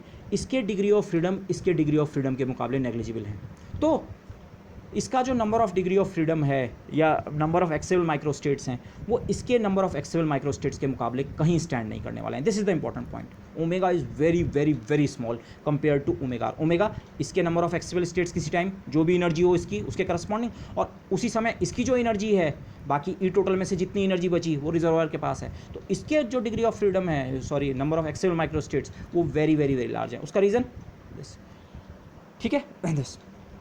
तो और रिजर्वायर की जो एनर्जी है ई टोटल माइनस ई। ओके, सिस्टम की एनर्जी में फ्लक्चुएशन है तो रिजर्वायर की एनर्जी में भी फ्लक्चुएशन होगा। रिजर्वायर की एनर्जी में वो फ्लक्चुएशन चाहे रिलेटिवली बहुत लार्ज ना भी हो, but the point to remember is omega R, क्योंकि यहाँ डिग्री ऑफ फ्रीडम बहुत ज़्यादा है। तो हमने एक चीज़ देखी है एक्सप्लिसिटली, आइडियल गैस के लिए हम देख चुके हैं, और इन जनरल भी ये मैं आपको बता चुका हूँ, ये नंबर एनर्जी के साथ बहुत रैपिडली वेरी करता है। एनर्जी में थोड़ा भी चेंज होगा दिस नंबर ग्रोज या decreases very very rapidly. Energy थोड़ा बढ़ेगी, नंबर बहुत रैपिडली इंक्रीज करेगा, वो डिक्रीज। तो अगर ये ई आर रिजर्वायर की एनर्जी पे फ़र्क पड़ेगा डिपेंडिंग ऑन उसने इसको एनर्जी दी या इससे एनर्जी ली, तो इसके डिग्री ऑफ फ्रीडम पे बहुत ज़्यादा फ़र्क पड़ने वाला है। इसके नंबर ऑफ एक्सेसिबल माइक्रोस्टेट्स पे, not degree of freedom, number of accessible microstates पे बहुत बहुत बहुत ज़्यादा फ़र्क पड़ने वाला है। ओके, दिस अगेन जो सिस्टम की एनर्जी ई है, large energy fluctuations of our system are being driven by the reservoir. ये ई की वैल्यू में बहुत ज़्यादा वेरिएशन हो सकता है। In principle this E can run from 0 to E total, और अगर रिजर्वायर का साइज़ इन्फिनिटी है तो ई टोटल की वैल्यू आप इन्फिनिटी भी सोच सकते हैं। हमारे सिस्टम की एनर्जी 0 से लेकर इन्फिनिटी तक हो सकती है। पर अब सवाल, असली सवाल ये है, what is the probability distribution. Short में लिखा है, एग्जैक्ट सवाल ये है, मैंने और डिटेल में लिखा है, what is the probability that the system has a particular energy E. In principle तो इसकी एनर्जी 0 से लेकर इन्फिनिटी तक हो सकती है या ई टोटल तक फॉर एग्जांपल, पर वो एनर्जी की कोई पर्टिकुलर वैल्यू 3 यूनिट, माना एनर्जी 0 से लेकर 50 यूनिट्स तक हो सकती है। टोटल एनर्जी जो शेयर कर रहे हैं 50 यूनिट्स हैं, तो इन प्रिंसिपल इसकी एनर्जी 0, 1, 2, 3, 4, 1.7 सारी वैल्यू 50 तक कुछ भी हो सकती है। पर अब मैं एक पर्टिकुलर एनर्जी के लिए सवाल पूछ रहा हूँ, क्या प्रोबेबिलिटी है कि किसी टाइम पे इसकी एनर्जी 3 यूनिट है, या क्या प्रोबेबिलिटी है कि इसकी एनर्जी 7 यूनिट्स है। तो for a particular value of energy मैं ये सवाल पूछ रहा हूँ, what is the probability that the system has a particular energy E. E is fluctuating, मैं एनर्जी के टर्म्स में प्रोबेबिलिटी का सवाल पूछ रहा हूँ। एक पर्टिकुलर एनर्जी वैल्यू के साथ इस सिस्टम के पाए जाने की प्रोबेबिलिटी कितनी है। Okay, which in principle can range from, और ये ई की जो रेंज है 0 से ई टोटल तक हो सकती है, जैसे मैं बार बार कह रहा हूँ। Okay, remember this. तो ये पी, मैं इस चीज़ को आगे से पी ही लिखूंगा, इसके साथ बाद में थोड़ा एक और क्वालिफायर आ जाएगा, बट पी प्रोबेबिलिटी कि हमारे सिस्टम की एनर्जी ई है, उसको मैंने और डिटेल में यहाँ लिखा, ऐसे लिखा है, पर आगे से मैं केवल इतना लिखूंगा, probability S has energy, S मतलब हमारा सिस्टम हैज़ एनर्जी ई। मैं ये सवाल पूछ रहा हूँ, तो ऑटोमेटिकली अगर मेरे सिस्टम की एनर्जी ई है तो इस बाकी रिजर्वायर की एनर्जी कितनी होगी, ई टोटल माइनस ई। तो इस सवाल को मैं रिजर्वायर के टर्म्स में ही पूछ सकता हूँ। मैं इस चीज़ की प्रोबेबिलिटी पूछ रहा हूँ क्योंकि जिस समय मेरे सिस्टम पे एनर्जी ई होगी, इस पे एनर्जी होगी ई टोटल माइनस ई। तो मैं ये सवाल भी पूछ सकता हूँ, क्या प्रोबेबिलिटी है कि रिजर्वायर की एनर्जी इतनी है। ये दोनों एक ही चीज़ हैं। प्रोबेबिलिटी कि सिस्टम की एनर्जी ई कितनी है अगर इसमें और इसमें एनर्जी शेयरिंग लगातार चल रही है, या आप उसी सवाल को ऐसे भी पूछ सकते हैं, अच्छा इसी चीज़ की प्रोबेबिलिटी बता दीजिए कि क्या प्रोबेबिलिटी है कि रिजर्वायर की एनर्जी किसी समय पे ई टोटल माइनस ई है, तो ऑटोमेटिकली अगर ई टोटल माइनस ई इसकी एनर्जी है तो उसी समय इसकी एनर्जी ई तो होगी, तो चाहे आप इसकी इस एनर्जी के साथ पाए जाने की प्रोबेबिलिटी निकाल दें रिजर्वायर की, या सिस्टम की इस एनर्जी के साथ पाए जाने की प्रोबेबिलिटी, दोनों क्या है, सेम चीज़। और यहाँ पे एक फीचर आप और देखेंगे, हमें एक्चुअली इस प्रोबेबिलिटी की एग्जैक्ट वैल्यू की ज़रूरत नहीं है, ओके, हमें केवल उसके वेरिएशन की ज़रूरत होती है, किस तरह से एनर्जी के साथ वेरी कर रही है probability, okay, this will see. उसका नोशन अगेन वही नॉर्मलाइजेशन का है, प्रोबेबिलिटी से जो हम यूज़ करने वाले हैं, प्रोबेबिलिटी से हम एवरेजेस कंप्यूट करेंगे, तो जब हम एवरेजेस या एक्सपेक्टेशन वैल्यू कैलकुलेट करते हैं तो नॉर्मलाइजेशन फैक्टर तो हम डिनोमिनेटर में वैसे भी रखते हैं, तो नॉर्मलाइजेशन तो एब्सोल्यूट वैल्यू इंपॉर्टेंट नहीं है, रेशियोज इंपॉर्टेंट है, ओके। यस, यहाँ पे माइक्रोक्रोनल एंसेंबल वाला नोशन मैंने फिर से लिखा है, दो रिलेटिवली लार्ज सेगमेंट्स ए और बी या 1 और 2, तो वहाँ पे भी हमने ये सवाल रेज़ किया था, क्या प्रोबेबिलिटी है कि जो ई है मतलब सिस्टम ए की एनर्जी की कोई पर्टिकुलर वैल्यू हो 3 units, what is the probability that the system subsystem A is found with energy E। तो वहाँ पे हमने कहा था ये जो probability होगी, जहाँ पे मैंने एक न्यूमेरिकल एग्जांपल भी किया था टॉय मॉडल, ω1E, अगर इस पार्ट की एनर्जी E है तो इसका जो नंबर ऑफ एक्सेबल माइक्रोस्टेट्स हैं ω1 एट E फाइंड करो, और उसी टाइम पे इस पार्ट की एनर्जी होगी E टोटल माइनस E, तो इसकी number of accessible states ω2 at E total minus E, energy के साथ ये नंबर्स वेरी करते हैं, तो इसकी एनर्जी ई तो इसकी ई टोटल माइनस ई, दिस, और अपॉन एक ओवरऑल नॉर्मलाइजेशन कांस्टेंट, टोटल जो क्लोज्ड आइसोलेटेड सिस्टम है उसको टोटल कितनी माइक्रोस्टेट्स का एक्सेस हो सकता है उस नंबर से डिवाइड किया, और वहाँ पे फिर हमने इस टर्म को मैक्सिमाइज़ किया था, ओके। यहाँ पे स्टार्टिंग ऐसी ही होने वाली है, बट यहाँ ध्यान ये रखना है, पार्टीशन हमने किया है, आप इस पिक्चर और इस पिक्चर को, अच्छा सिस्टम और बाकी के साथ एनर्जी शेयर कर रहा है, सिस्टम हम यहाँ सिस्टम ये था क्योंकि हम इसकी एनर्जी के लिए हमने सवाल पूछा था, इसके लिए प्रोबेबिलिटी का सवाल पूछा था, पर यहाँ ये दोनों रिलेटिवली लार्ज थे, ये रिलेटिवली लार्ज मतलब ω1 ω2 रिलेटिवली दोनों लार्ज थे, पर यहाँ इसका ओमेगा, इसको मैं सिंपली ओमेगा लिखूँगा, इसे ω लिखूँगा, ओमेगा r के मुकाबले बहुत बहुत बहुत छोटा है, everything, but in this situation for the canonical ensemble case everything is basically being driven by the huge reservoir, basically infinite size reservoir, infinite heat capacity, infinite number of particles, infinite ability to contribute heat और absorb heat, ऐसा system है। तो basically सब कुछ किससे driven हो रहा है इस केस में, इससे, ओके। तो सब कुछ जो कंट्रोल करेगा रिजर्वायर का ओमेगा कंट्रोल करेगा, its omega R with its energy E R, सब कुछ इस पर डिपेंड करेगा कि रिजर्वायर की एनर्जी कितनी है किसी समय, माना हम उसे ई आर कहें, ई आर है ई टोटल माइनस ई, टोटल एनर्जी में से सिस्टम की एनर्जी हटा के बाकी रिजर्वायर के पास है, तो रिजर्वायर की एनर्जी के हिसाब से उस समय उसके पास कितने एक्सेसिबल स्टेट्स हैं, सब कुछ इस पर डिपेंड करेगा। आप यहाँ इस तरह से सोचिए, ये ओवरऑल नॉर्मलाइजेशन फैक्टर का रोल तो वैसे भी कुछ नहीं होता, ये तो एक ओवरऑल कांस्टेंट है, प्रोबेबिलिटी डिपेंड करेगी इस नंबर और इस नंबर का प्रोडक्ट जब ज़्यादा होगा ये प्रोबेबिलिटी ज़्यादा होगी, जब ये प्रोडक्ट कम होगा प्रोबेबिलिटी क्या होगी, कम होगी, ओके। लेकिन अब की बार ये दो नंबर्स जो हैं, एक ओमेगा आर है, ओमेगा आर के मुकाबले कहीं स्टैंड नहीं करता है, तो सब कुछ कंट्रोल ओमेगा आर के पास है, ओमेगा आर ई आर के साथ चेंज होगा रिजर्वायर के पास कितनी एनर्जी है, तो डिपेंडिंग ऑन रिजर्वायर के पास कम या ज़्यादा एनर्जी है ये नंबर बहुत ज़्यादा फ्लक्चुएट करेगा, तो सब कुछ प्रोबेबिलिटी का जो कंट्रोल है वो इसके पास है, ओके। से मैंने यहाँ पे एक छोटा सी वो किया है, एग्जाम्पल किया है, ओके। ये मैंने इसको मैं भी बहुत क्लियरली नहीं बना पाया, इस समय सिचुएशन क्या है, आप इस वाली सिचुएशन से कंपेयर कीजिए, ये वाला फिगर, अच्छा एक सिस्टम के डिग्री ऑफ फ्रीडम एनर्जी के साथ बढ़ रहे हैं, एक्सेसिबल स्टेट्स का नंबर एनर्जी के साथ बढ़ रहा है, दूसरे का उसी एनर्जी के साथ घट रहा है, अपनी एनर्जी उसकी कम हो रही है, तो फिर ये मल्टीप्लाई हो कैसे। अब आप बोलेंगे इस समय भी तो यही सिचुएशन है, ठीक है, एक सेंस में वही सिचुएशन है, पर डिफरेंस क्या है, पहले सिस्टम के डिग्री ऑफ फ्रीडम कम है, सिस्टम जो हमारा है तो उसकी जो ग्रोथ रेट है कम है, ये सिस्टम, बल्कि मुझे इसे और फ्लैट दिखाना चाहिए था, ये बहुत स्लोली ग्रो कर रहा है, जबकि दूसरा सिस्टम ह्यूज है, उसके तो एनर्जी में ज़रा फ़र्क पड़ता है, उसके ओमेगा पे बहुत ज़्यादा फ़र्क पड़ जाता है, ओमेगा लार्ज जब तक सारी एनर्जी रिजर्वायर के पास है और रिजर्वायर ने थोड़ी एनर्जी सिस्टम को दे दी तो खुद रिजर्वायर की एनर्जी कम है, तो उसके नंबर ऑफ जो एक्सेसिबल स्टेट्स हैं बहुत रैपिडली डिक्रीज़ कर रहे हैं। ग्राफ वैसा ही है, पर अब की बार एक ग्राफ ऑलमोस्ट नेग्लिजिबल, हमेशा लगभग कांस्टेंट जैसा है, दूसरा ग्राफ ही डोमिनेटिंग है। तो इनको अगर मल्टीप्लाई करें तो आपको पीक नहीं मिलने वाला है। ओके, इसको मैथमेटिकली देखें थोड़ा। मैंने नंबर्स ऐसे लिखे हैं, इनका कोई सेंस नहीं है, एक्चुअल नंबर्स इससे बहुत डिफरेंट हो सकते हैं, but just for numerical example ये ओमेगा 1 इंटू ओमेगा 2 की मैंने मल्टीप्लिकेशन की है।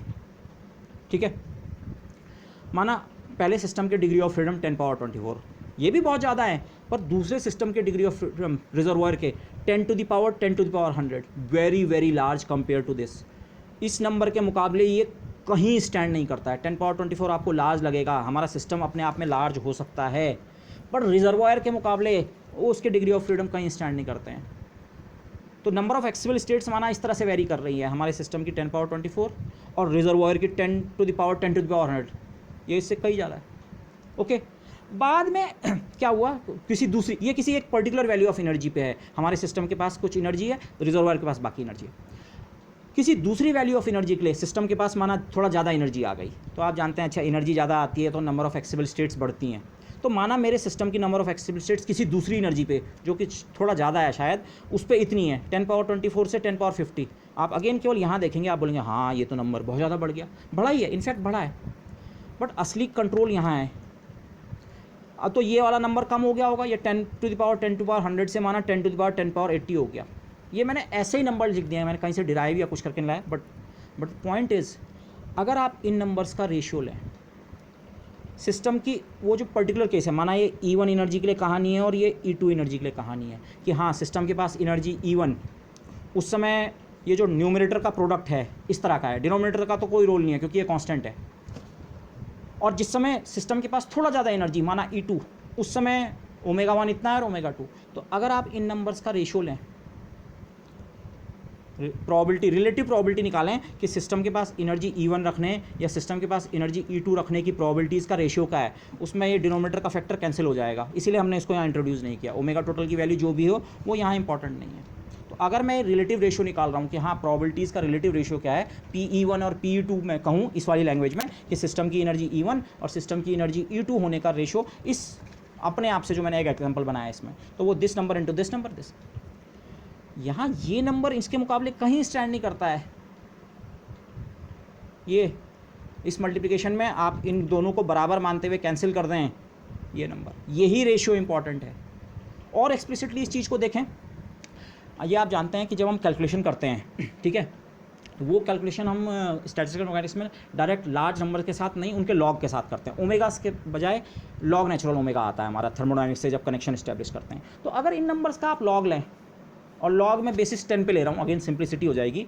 अगर आप इस प्रोडक्ट का जो न्यूमरेटर में जो प्रोडक्ट है, जब सिस्टम ने कोई एनर्जी E1 रखी हुई है, इस नंबर का लॉग कितना होगा, 10 पावर 24 का लॉग 24 प्लस लॉग में प्लस हो जाएगा, लॉग इस पूरे का लेंगे तो log A plus log B, 10 power 24 का लॉग 24 और 10 पावर 100 का लॉग 10 पावर 100। यहाँ भी आगे अगेन वो चीज़ देख सकते हैं, अगर रेशियो नहीं भी ले रहे हैं, 10 पावर 100 के मुकाबले 24 कहीं स्टैंड नहीं करता है, और ये तो लॉग के लेवल पे है। अगर आपको ऐसे में बहुत क्लियरली नहीं दिख रहा है कि ये नंबर इससे कितना बड़ा है, यहाँ देख सकते हैं आप, लॉग के लेवल पे ये 1 के आगे आपको 100 जीरो लगाने हैं, इतना बड़ा नंबर है, उसे मैं रीड भी नहीं कर सकता हूँ, और ये नंबर केवल 24 है, ये कहीं स्टैंड नहीं करता है इसके मुकाबले।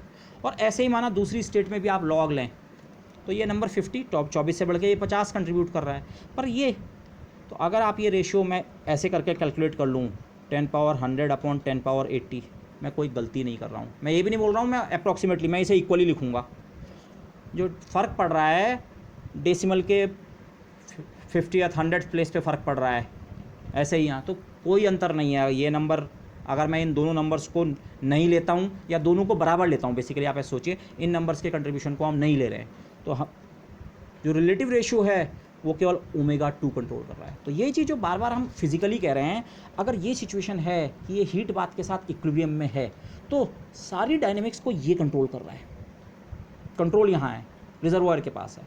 तो यहाँ पे हम इसी तरह का एक्सप्रेशन लिख सकते हैं, पर ये वाला नंबर से कुछ फ़र्क नहीं पड़ने वाला है, तो ये नहीं लिखेंगे हम। तो बेसिकली जो प्रॉबिलिटी है कि हमारे सिस्टम की एनर्जी E है, वो रिजर्वायर की उस समय कितनी एक्सेसिबल माइक्रोस्टेट्स हैं केवल उस पर डिपेंड करेगा। आपको इस नंबर की ज़रूरत भी नहीं है क्योंकि रेशियो लेने में ये भी खत्म हो जाएगा, ओवरऑल नॉर्मलाइजेशन फैक्टर में खत्म हो जाएगा, तो इसलिए इस नंबर की वैसे भी ज़रूरत नहीं है। तो प्रॉबिलिटी जो है हमारी वो किसके प्रोपोर्शनल है, रिजर्वायर को कितनी स्टेट्स का एक्सेस उस समय है, सिस्टम की एनर्जी ई होने की प्रोबेबिलिटी निकाल रहे हैं, तो मतलब रिजर्वायर की एनर्जी उस समय कितनी होगी, ई टोटल माइनस ई। तो आप केवल ये नंबर आपको पता होना चाहिए, अच्छा कि उस समय रिजर्वायर के पास कितने एक्सेसिबल माइक्रो स्टेट्स हैं। So this is what I am going to do next. मैं दो अलग अलग केस ले रहा हूँ, प्रोबेबिलिटी कि मेरे सिस्टम की एनर्जी की कोई पर्टिकुलर वैल्यू है ई आई, और दूसरा प्रोबेबिलिटी कि सिस्टम की एनर्जी है सम अदर वैल्यू ई जे, जैसे मैं यहाँ E1 और E2 कह रहा था। आप सवाल ये भी पूछ सकते हैं क्या प्रोबेबिलिटी है कि मेरे सिस्टम की एनर्जी 3 यूनिट है और क्या प्रोबेबिलिटी है कि मेरे सिस्टम की एनर्जी 7 यूनिट्स है। तो उन दोनों का मैं रेशियो अगर निकालूँ तो आप यहाँ जो मैंने यहाँ पे डिस्कशन किया है छोटा सी टॉय मॉडल अगेन, इससे आप देख सकते हैं इसका तो कोई रोल नहीं है, तो इसको हटा दो। सिग्मा टोटल का ओवरऑल कोई रोल नहीं है। जब आप रेशियो लेंगे दिस अपॉन दिस, दोनों में सिग्मा टोटल आएगा तो कैंसिल हो जाएगा। तो जो इंपॉर्टेंट फैक्टर है केवल ये है सिग्मा 2, मतलब इस समय ओमेगा 2 की जगह हमारे पास इस समय क्या है, ओमेगा आर। रिजर्वायर अगर सिस्टम की एनर्जी ई है तो रिजर्वायर की एनर्जी कितनी होगी, ई टोटल माइनस ई आई। उस समय ओमेगा आर की क्या वैल्यू है, और अपॉन ओमेगा आर। लेकिन अगर सिस्टम की एनर्जी ई जे है तो रिजर्वायर के पास ई टोटल माइनस ई जे। हमारा जो रिलेटिव प्रोबेबिलिटी है for the system being found in 2 states with energy E I and E J respectively is just the ratio of the number of accessible states of the reservoir for the corresponding values of energies. Okay, this hopefully you have understood this और ये चीज़ ध्यान रखें जो मैंने पहले कहा था, temperature आप लार्ज इनफ सिस्टम के लिए डिफाइन कर सकते हैं। ये सिस्टम भी हो सकता है रिलेटिवली लार्ज हो, लेकिन ये सिंगल एटम भी हो सकता है। तो आप इसी तरह से सोचें ये सिंगल एटम है, तो क्या पता मैं इस डायरेक्टली इसके लिए टेम्परेचर को डिफाइन ना कर सकूं, पर ये रिजर्वायर, मैं रिजर्वायर के लिए डेफिनेटली हमेशा टेम्परेचर डिफाइन कर सकता हूँ। ओके, अब जो हमने माइक्रोकैनिकल एंसेंबल के लिए जो इस्टेब्लिश किया है लार्ज सिस्टम, ओके, माइक्रोकैनिकल एंसेंबल के लिए एंट्रोपी और किसी समय जो नंबर ऑफ एक्सेसिबल माइक्रोस्टेट्स होता है उसका रिलेशन ये है। तो उस रिलेशन को अब मैं इस अपने रिजर्वायर के लिए यूज़ कर रहा हूँ। रिजर्वायर पे इन प्रिंसिपल यहाँ से इन इफेक्ट यहाँ से कोई फ़र्क नहीं पड़ने वाला इसकी एनर्जी से। तो रिजर्वायर जो कि वो है लार्ज सिस्टम, उसके लिए मैं अगर जो बोल्ट्जमैन एक्सप्रेशन जिसे कहते हैं उसे यूज़ करूँ, उसकी entropy of the reservoir is Boltzmann factor times log of the number of accessible microstates. Okay, तो यहाँ से आप ओमेगा आर का एक्सप्रेशन अगर लिखें S R upon K B हो जाएगा और लॉग कन्वर्ट हो जाएगा एक्सपोनेंशियल में। ये इस रिलेशन का इन्वर्स है, ये मैंने पीछे कहीं लिखा नहीं है but this can be used. अगर किसी सिस्टम की एंट्रोपी आपको पता है तो एंट्रोपी के टर्म्स में आप नंबर ऑफ एक्सेसिबल माइक्रोस्टेट्स इस एक्सप्रेशन से निकाल सकते हैं। तो ये एक्सप्रेशन मैं यहाँ यूज़ करूँगा। मुझे नंबर ऑफ एक्सेसिबल माइक्रोस्टेट्स दो अलग अलग एनर्जी पे चाहिए, एक बार जब इतनी एनर्जी है और एक बार जब इतनी एनर्जी है रिजर्वायर की। तो ओमेगा की जगह e⁻ SR के भी आएगा, पर एक बार एंट्रोपी की वैल्यू इस एनर्जी के साथ और एक बार एंट्रोपी की वैल्यू इस एनर्जी के साथ। So the relative probability for our system S के EI और EJ एनर्जी के साथ पाए जाने की जो प्रोबेबिलिटीज़ का रेशियो है that can now be written as P, अब मैंने और शॉर्ट में लिख दिया है EI ऑफ एस सिस्टम की energy EI, probability EJ of S की एनर्जी EJ बराबर जो ये वाला एक्सप्रेशन है e⁻SR/kb, लेकिन SR एक बार E टोटल माइनस EI के साथ और एक बार SR E total minus EJ। जब रिजर्वायर की एनर्जी इतनी है तब उसकी एंट्रोपी कितनी है, जब रिजर्वायर की एनर्जी इतनी है तब उसकी एंट्रोपी कितनी है। Okay, so this expression goes like this. ठीक है, ओमेगा के बजाय हम इसे एंट्रोपी के टर्म में ले आए। बाद में मैं इसी कैलकुलेशन को अल्टरनेटिवली लास्ट में दिखाऊंगा। अगर आप यहाँ एंट्रोपी फॉर्मूलेज में अभी ना जाना चाहें, आप यहाँ से भी आगे बढ़ सकते हैं, but let's go this way, that is a bit more simpler. ये हो गया, दोनों एक्सपोनेंशियल्स हैं, दोनों एक्सपोनेंशियल को आप एक साथ ले आइए न्यूमरेटर में। तो अब मैं इस फैक्टर को केवल PI/PJ लिख रहा हूँ। अब मैं प्रोबेबिलिटी केवल सिस्टम के बारे में पूछ रहा हूँ, तो PI का मतलब ये शॉर्ट हैंड है, PI मतलब system is found with energy EI, PJ the system is found with energy A। This ratio is exponent 1/kb दोनों में कॉमन है। Probability of the reservoir, so not probability, entropy of the reservoir when it's energy is E total minus EI minus the entropy of the system when it's energy is E total minus EJ। Okay, अब अगर आप एक Taylor expansion करें, okay, E total जो है system, the probability की system पूरी की पूरी एनर्जी ले लेगा जितना उन्होंने शेयर करनी है, वो बहुत स्मॉल है। ये EI या EJ जो भी हैं ये E टोटल का एक बहुत स्मॉल फ्रैक्शन होने वाले हैं। तो ये अगर आप यहाँ पे एक बाइनोमियल टेलर एक्सपेंशन करें, एफ ए प्लस एच आपके पास होता है, तो टेलर एक्सपेंशन इन प्रिंसिपल तो इन्फिनिटी तक जाता है, F A plus H F dash A plus H square this, पर if H is very very small तो आप हायर टर्म्स को नेगलेक्ट कर सकते हैं। तो यहाँ पे वही एस आर की जगह एफ, हम उसे इस पॉइंट के अराउंड एक्सपेंड कर रहे हैं। आप कहते हैं ये एक्सपेंशन जो है, we have done this expansion around the point A, तो जिस पॉइंट के अराउंड हम इस एक्सपैंड कर रहे हैं एंट्रोपी के एक्सप्रेशन को, इसको और इसको दोनों को अलग अलग करेंगे, वो है ई टोटल। अगर मैं ई टोटल एनर्जी के अराउंड इस एक्स के एक्सप्रेशन को एक्सपैंड करूँ तो एच का रोल है माइनस ई आई के पास, कितना इससे एनर्जी डिफरेंट है रिजर्वायर की, ई टोटल से माइनस ई आई डिफरेंट है। तो अगर मैं टेलर एक्सपेंशन करूँ, लेकिन मैं केवल फर्स्ट टर्म तक टेलर एक्सपेंशन करके इस समय सेटिस्फाइड हो सकता हूँ। रीज़न ई आई जो है स्मॉल है, स्मॉल किसके कंपेयर्ड, इसके कंपेयर्ड, तो E I is small compare to the total energy of the system. तो ये जो हम टेलर एक्सपेंशन करते हैं, अगर मैं केवल फर्स्ट टर्म तक करूँ तो S R E total minus E I F x A plus H F A, S R की वैल्यू ई टोटल पे F A plus H, H हमारा माइनस ई आई है, एफ डैश इवेल्युएटेड एट ए, F dash मतलब differentiation of the function, जो हमारा function है, function क्या है S R, S R function का डिफरेंशिएशन किसके साथ, एनर्जी के साथ। ये जो टोटल चीज़ है ये ई आर है, जो वेरिएबल पैरामीटर है एक्चुअली रिजर्वायर के लिए वो ई आर है, ठीक है। ई आर को ही हमने ई टोटल माइनस ई आई लिखा है। तो नॉर्मल लैंग्वेज में अगर आप इसे एफ एक्स लिखते हैं, फिर एक्स की जगह ए प्लस एच सब्स्टिट्यूट करते हैं, तो जो डिफरेंशिएशन है एफ का वो एक्स के रेस्पेक्ट में होता है। फिर हम उसे इवेल्युएट किस पॉइंट पे कर रहे हैं, ए वाले पॉइंट पे, वो अलग चीज़ है, एफ डैश इवेल्युएटेड ए, लेकिन पहले डिफरेंशिएशन एक्स के रेस्पेक्ट में, फिर put X equal to A. तो एक्सप्लिसिटली ये एक्सप्रेशन ये बनेगा, hopefully you know this but I am trying to just clarify.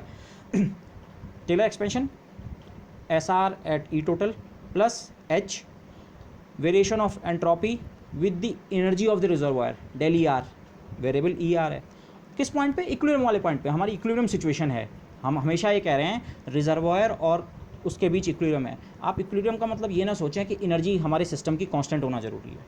इस समय वो हीट बात के साथ कांटेक्ट में है, वो एनर्जी शेयरिंग कर सकता है, स्ट्रॉन्ग फ्लक्चुएशंस उसमें रिजर्वायर ड्राइव कर रहा है, बट इक्विलिब्रियम का मतलब क्या है, उसके जो बाकी मैक्रोस्कोपिक पैरामीटर्स हैं वो फिक्स रहने वाले हैं, temperature N V, okay this. तो इक्विलिब्रियम सिचुएशन में ये, और ऐसे ही ये जो दूसरा वाला टर्म है इसका भी सिमिलर एक्सप्रेशन, केवल चेंज क्या होगा, ई आई की जगह ई जे, बाकी कोई चेंज नहीं है, दोनों एक्सप्रेशन सेम है, ओके। और स्टैट मैक में हमने ये डेवलप कर चुके हैं, या इवन ये थर्मोडायनेमिक्स से भी पता है आपको, एंट्रोपी का differentiation with respect to U keeping V and N constant. यहाँ पर हमने कहीं वी और एन लिखा नहीं, पर वी और एन का एक्सचेंज सिस्टम और रिजर्वायर के बीच नहीं हो रहा है। तो अगर मैं रिजर्वायर के लिए पैरामीटर इवेल्युएट कर रहा हूँ, रिजर्वायर की एंट्रोपी का वेरिएशन रिजर्वायर की एनर्जी के साथ, ई इज़ बेसिकली एनर्जी जिसे हम इंटरनल एनर्जी कहते हैं रिजर्वायर का इक्विलिब्रियम स्टेट में, तो वी और एन तो फिक्स हैं ही। तो ये दो जो डिफरेंशिएशन हम यहाँ पे लिखा है, ये बेसिकली हम इस चीज़ का सवाल पूछ रहे हैं। स्टैट मैक्स से अगर आप इसे करें, ऐसा होता है K B log natural omega और del log natural omega upon del U keeping V N constant. यही तो हमारा पैरामीटर बीटा होता है किसी सिस्टम के लिए। अगर नंबर ऑफ एक्सिबल स्टेट्स ओमेगा है किसी समय and this omega is fairly large, तो फिर आप उसके लिए एक इन्वर्स टेम्परेचर या टेम्परेचर फंक्शन डिफाइन करते हैं इस तरह से, और बीटा होता है 1 अपॉन के बी टी, तो वो कैंसिल हो, इन्वर्स टेम्परेचर। ये del S upon del U का जो फैक्टर है, del S upon del E का फैक्टर, ये basically 1 upon the inverse temperature of the reservoir. ये सारे पैरामीटर्स रिजर्वायर के हैं, रिजर्वायर, और ये भी सेम फैक्टर है, ये अलग अलग नहीं है। इन दोनों एक्सप्रेशंस में जो अंतर है केवल इसका है, एंट्रोपी इस वाले पॉइंट पे some constant value of entropy में इतना कम, ये नेगेटिव वैल्यू है एक्चुअली, इतना कम, और इसकी entropy total value of entropy में इतना कम। ये केवल ई आई और ई जे का फैक्टर यहाँ आ रहा है, बाकी ये फैक्टर सेम है, ओके। बट ये फैक्टर है किसके बराबर, this is basically the inverse temperature. और ये वैसे आप थर्मोडायनेमिक्स से भी जानते थे, डी एस का एक्सप्रेशन जो है यू वी और एन के डिफरेंशियल के टर्म में ये होता है, तो del S upon del U entropy differentiated partially with respect to internal energy keeping V and N constant, basically 1 upon T. तो ये सब्स्टिट्यूशन अगर मैं यहाँ कर दूँ तो ये जो फैक्टर है पीछे वाला केवल minus E I upon T, और ऐसे ये simply minus E J upon T. Entropy जो है, ये जो एक्सप्रेशन यहाँ हमें मिला था रिलेटिव प्रोबेबिलिटी में, ये जो दोनों अलग अलग पॉइंट्स पे एंट्रोपी हमने कैलकुलेट की थी रिजर्वायर की, वो बेसिकली है some constant value, same constant value इधर minus E I upon T minus E J upon T. तो ये वैल्यूज मैं यहाँ अगर सब्स्टिट्यूट कर दूँ, the relative probability exponent 1 upon K B, ये constant minus E I upon T minus constant minus E J upon T, तो this constant cancels out, leaving me simply with relative probability exponent minus, overall दोनों में minus sign है, ई I minus E जे, एक minus sign और है यहाँ, ई I minus E जे, दोनों states का, दोनों जो आप स्टेट्स जिनके लिए सवाल पूछ रहे हैं ई आई और ई जे, उनका एनर्जी डिफरेंस कितना है upon K B into T.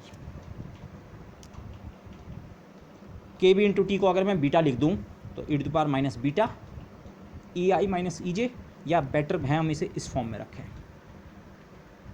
P I upon P J जो है E to the power minus beta E I upon E to the power minus beta E J.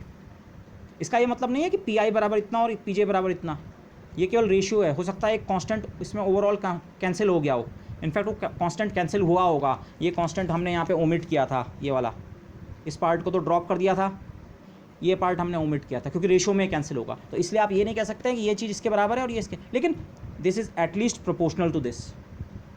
The probability कि हमारा system is found with energy E I is simply this. अब मैं केवल system की बात कर रहा हूँ, खैर इसमें रिजर्वायर भी छुपा हुआ है आंसर में, but the probability that our system is found with energy E I at any instant if it is in equilibrium with a heat reservoir is simply proportional to E to the power minus beta I. P I इसके proportional, P J इसके proportional, दोनों same time के factors हैं। Energy E I है तो यहाँ ई आई आया, ई जे है तो ई जे आया, सो दिस। और अगर आप इक्वालिटी के टर्म में लिखना चाहें some constant of proportion this. In fact ये कांस्टेंट ऑफ प्रोपोर्शन बहुत इंपॉर्टेंट होगा, बाद में हम देखेंगे। यहाँ कैलकुलेशंस जब हम करेंगे कैनोनिकल एंसेंबल में, थर्मोडायनामिक्स से कनेक्ट करेंगे, सिस्टम की एवरेज प्रॉपर्टीज़ कंप्यूट करना चाहेंगे, सब कुछ इस सी या इसके इन्वर्स से निकल के आएगा, और वो चीज़ जिसे हम बाद में पार्टीशन फंक्शन कहेंगे, that would be that this. But for the time being ये निकल गया probability distribution for the canonical ensemble. इस चीज़ की प्रोबेबिलिटी कि मेरा वो जो सिस्टम है जिसमें रिजर्वायर के साथ एनर्जी एक्सचेंज होने के कारण huge amount of energy fluctuations हो रहे हैं, उस सिस्टम की एनर्जी जीरो से लेकर इन प्रिंसिपल ई टोटल, या ई टोटल अगर इन्फिनिटी है, जीरो से इन्फिनिटी तक किसी भी एनर्जी के साथ मेरा सिस्टम पाया जा सकता है। किसी पर्टिकुलर वैल्यू ऑफ एनर्जी के साथ उसके पाए जाने की प्रोबेबिलिटी ये है। अगर मैं यहाँ पे आई को ड्रॉप कर दूँ, इसको मैं ऐसे भी लिख सकता हूँ, क्योंकि ये कंटिन्यूस और डिस्क्रीट केस दोनों में अप्लाई हो सकता है, तो आप ऐसे भी लिख सकते हैं। The probability that our system is found with an energy E is proportional to E to the power minus beta I. ये ई सिस्टम की एनर्जी है, लेकिन ये बीटा पैरामीटर जो है ये रिजर्वायर से आया है। बीटा बेसिकली इन्वर्स टेम्परेचर, लेकिन टेम्परेचर किसका? रिजर्वायर का। रिजर्वायर हमेशा लार्ज इनफ है तो उसका टेम्परेचर आप हमेशा डिफाइन कर सकते हैं। सिस्टम छोटा या बड़ा हो सकता है, उसके लिए टेम्परेचर पता नहीं पॉसिबल है डायरेक्टली डिफाइन करना है नहीं, तो आइडिया यही है, आपका सिस्टम को कांस्टेंट टेम्परेचर पे मेंटेन कर रखा है, तो कांस्टेंट टेम्परेचर पे मेंटेन करने का मतलब हीट बाथ में इमर्स कर रखा है, हीट बाथ के साथ ही रख के उसको टेम्परेचर उसका मेंटेन कर रखा है। बट आपको heat bath actual physical heat bath की तरह सोचने की ज़रूरत नहीं है। हीट बाथ से जो हमें चीज़ चाहिए, रिजर्वायर से जो चीज़ चाहिए, वो केवल बीटा टेम्परेचर, किस टेम्परेचर पे सिस्टम को मेंटेन कर रखा है। तो जो चीज़ मैं पहले कह रहा था, ये प्रोबेबिलिटी डिस्ट्रीब्यूशन का आंसर इस चीज़ पे डिपेंड करेगा। अच्छा, सिस्टम की एनर्जी कितनी है, 3 यूनिट्स है तो यहाँ 3 आएगा, 7 है तो 7 यूनिट्स। बाकी किस टेम्परेचर पे आप ये सवाल पूछ रहे थे, वो ये रिजर्वायर की जो प्रॉपर्टी है, रिजर्वायर का ना ओमेगा पिक्चर में आ रहा है, ना रिजर्वायर की एंट्रोपी पिक्चर में आ रही है। ओवरऑल लास्ट में जो चीज़ रिजर्वायर की पिक्चर में आ रही है वो उसका टेम्परेचर है, इन्वर्स टेम्परेचर या टेम्परेचर दिस। और ये चीज़ को हम कन्वेंशनली स्टैटिस्टिकल मैकेनिक्स से पहले भी हम इसे यूज़ करते आए हैं, जिसे हम कहते हैं बोल्ट्जमैन डिस्ट्रीब्यूशन। से प्रॉब्ली हमने इसे विदाउट डेरिवेशन यूज़ किया होगा। जैसे let me give an example, जब हम मॉडर्न फिजिक्स के शुरू में या कहीं पे प्लैंक्स लॉ को डिटरमिन करते हैं, प्लैंक्स का जो ओरिजिनल आइडिया, प्लैंक का ओरिजिनल आइडिया कि रेडिएशन और ऑसिलेटर जो हैं वॉल्स में, उनके बीच एनर्जी का एक्सचेंज कंटिन्यूस ना होकर डिस्क्रीट होता है। तो चाहे आप कंटिन्यूस केस के लिए एवरेज एनर्जी कंप्यूट करें या डिस्क्रीट केस के लिए, कंटिन्यूस केस में हमें रेले-जीन्स लॉ मिलता है, number of modes 4 pi nu square D nu upon C cube से मल्टीप्लाई करके, और कंटिन्यूस केस में हमें प्लैंक्स लॉ मिल जाता है। बट वहाँ पे ये वाला फैक्टर हम हमेशा यूज़ करते हैं, E to the power minus beta E, E to the power beta basically K T है, E to the power minus E upon K T.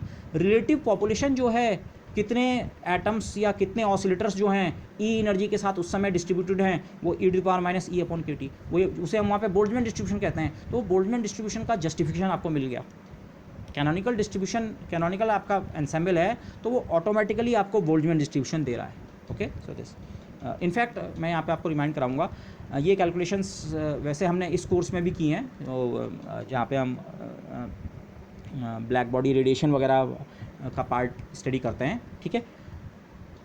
Average energy जब हम कैनोनिकल एंसेंबल के लिए कंप्यूट करेंगे तो आप देखेंगे वैसी कैलकुलेशंस हैं जैसे वो रेले जीन्स लॉ या प्लैंक्स लॉ के डेरिवेशन के टाइम पे हम करते हैं एवरेज एनर्जी ऑफ ऑसिलेटर जब निकालते हैं सेम एनर्जी। ओके, तो उसका रीज़न ये है वहाँ पे विदाउट एक्सप्लिसिटली मेंशनिंग कि हम इस तरह के डिस्ट्रीब्यूशन की बात कर रहे हैं, हम उसे सिंपली बोल्ट्जमैन डिस्ट्रीब्यूशन कहते हैं और हम कहते हैं द प्रोबेबिलिटी कि हमारा सिस्टम ई एनर्जी के साथ पाया जाएगा that is equal to some constant time e to power minus e upon kt। Boltzmann distribution, वो यही बोल्ट्जमैन डिस्ट्रीब्यूशन तो है।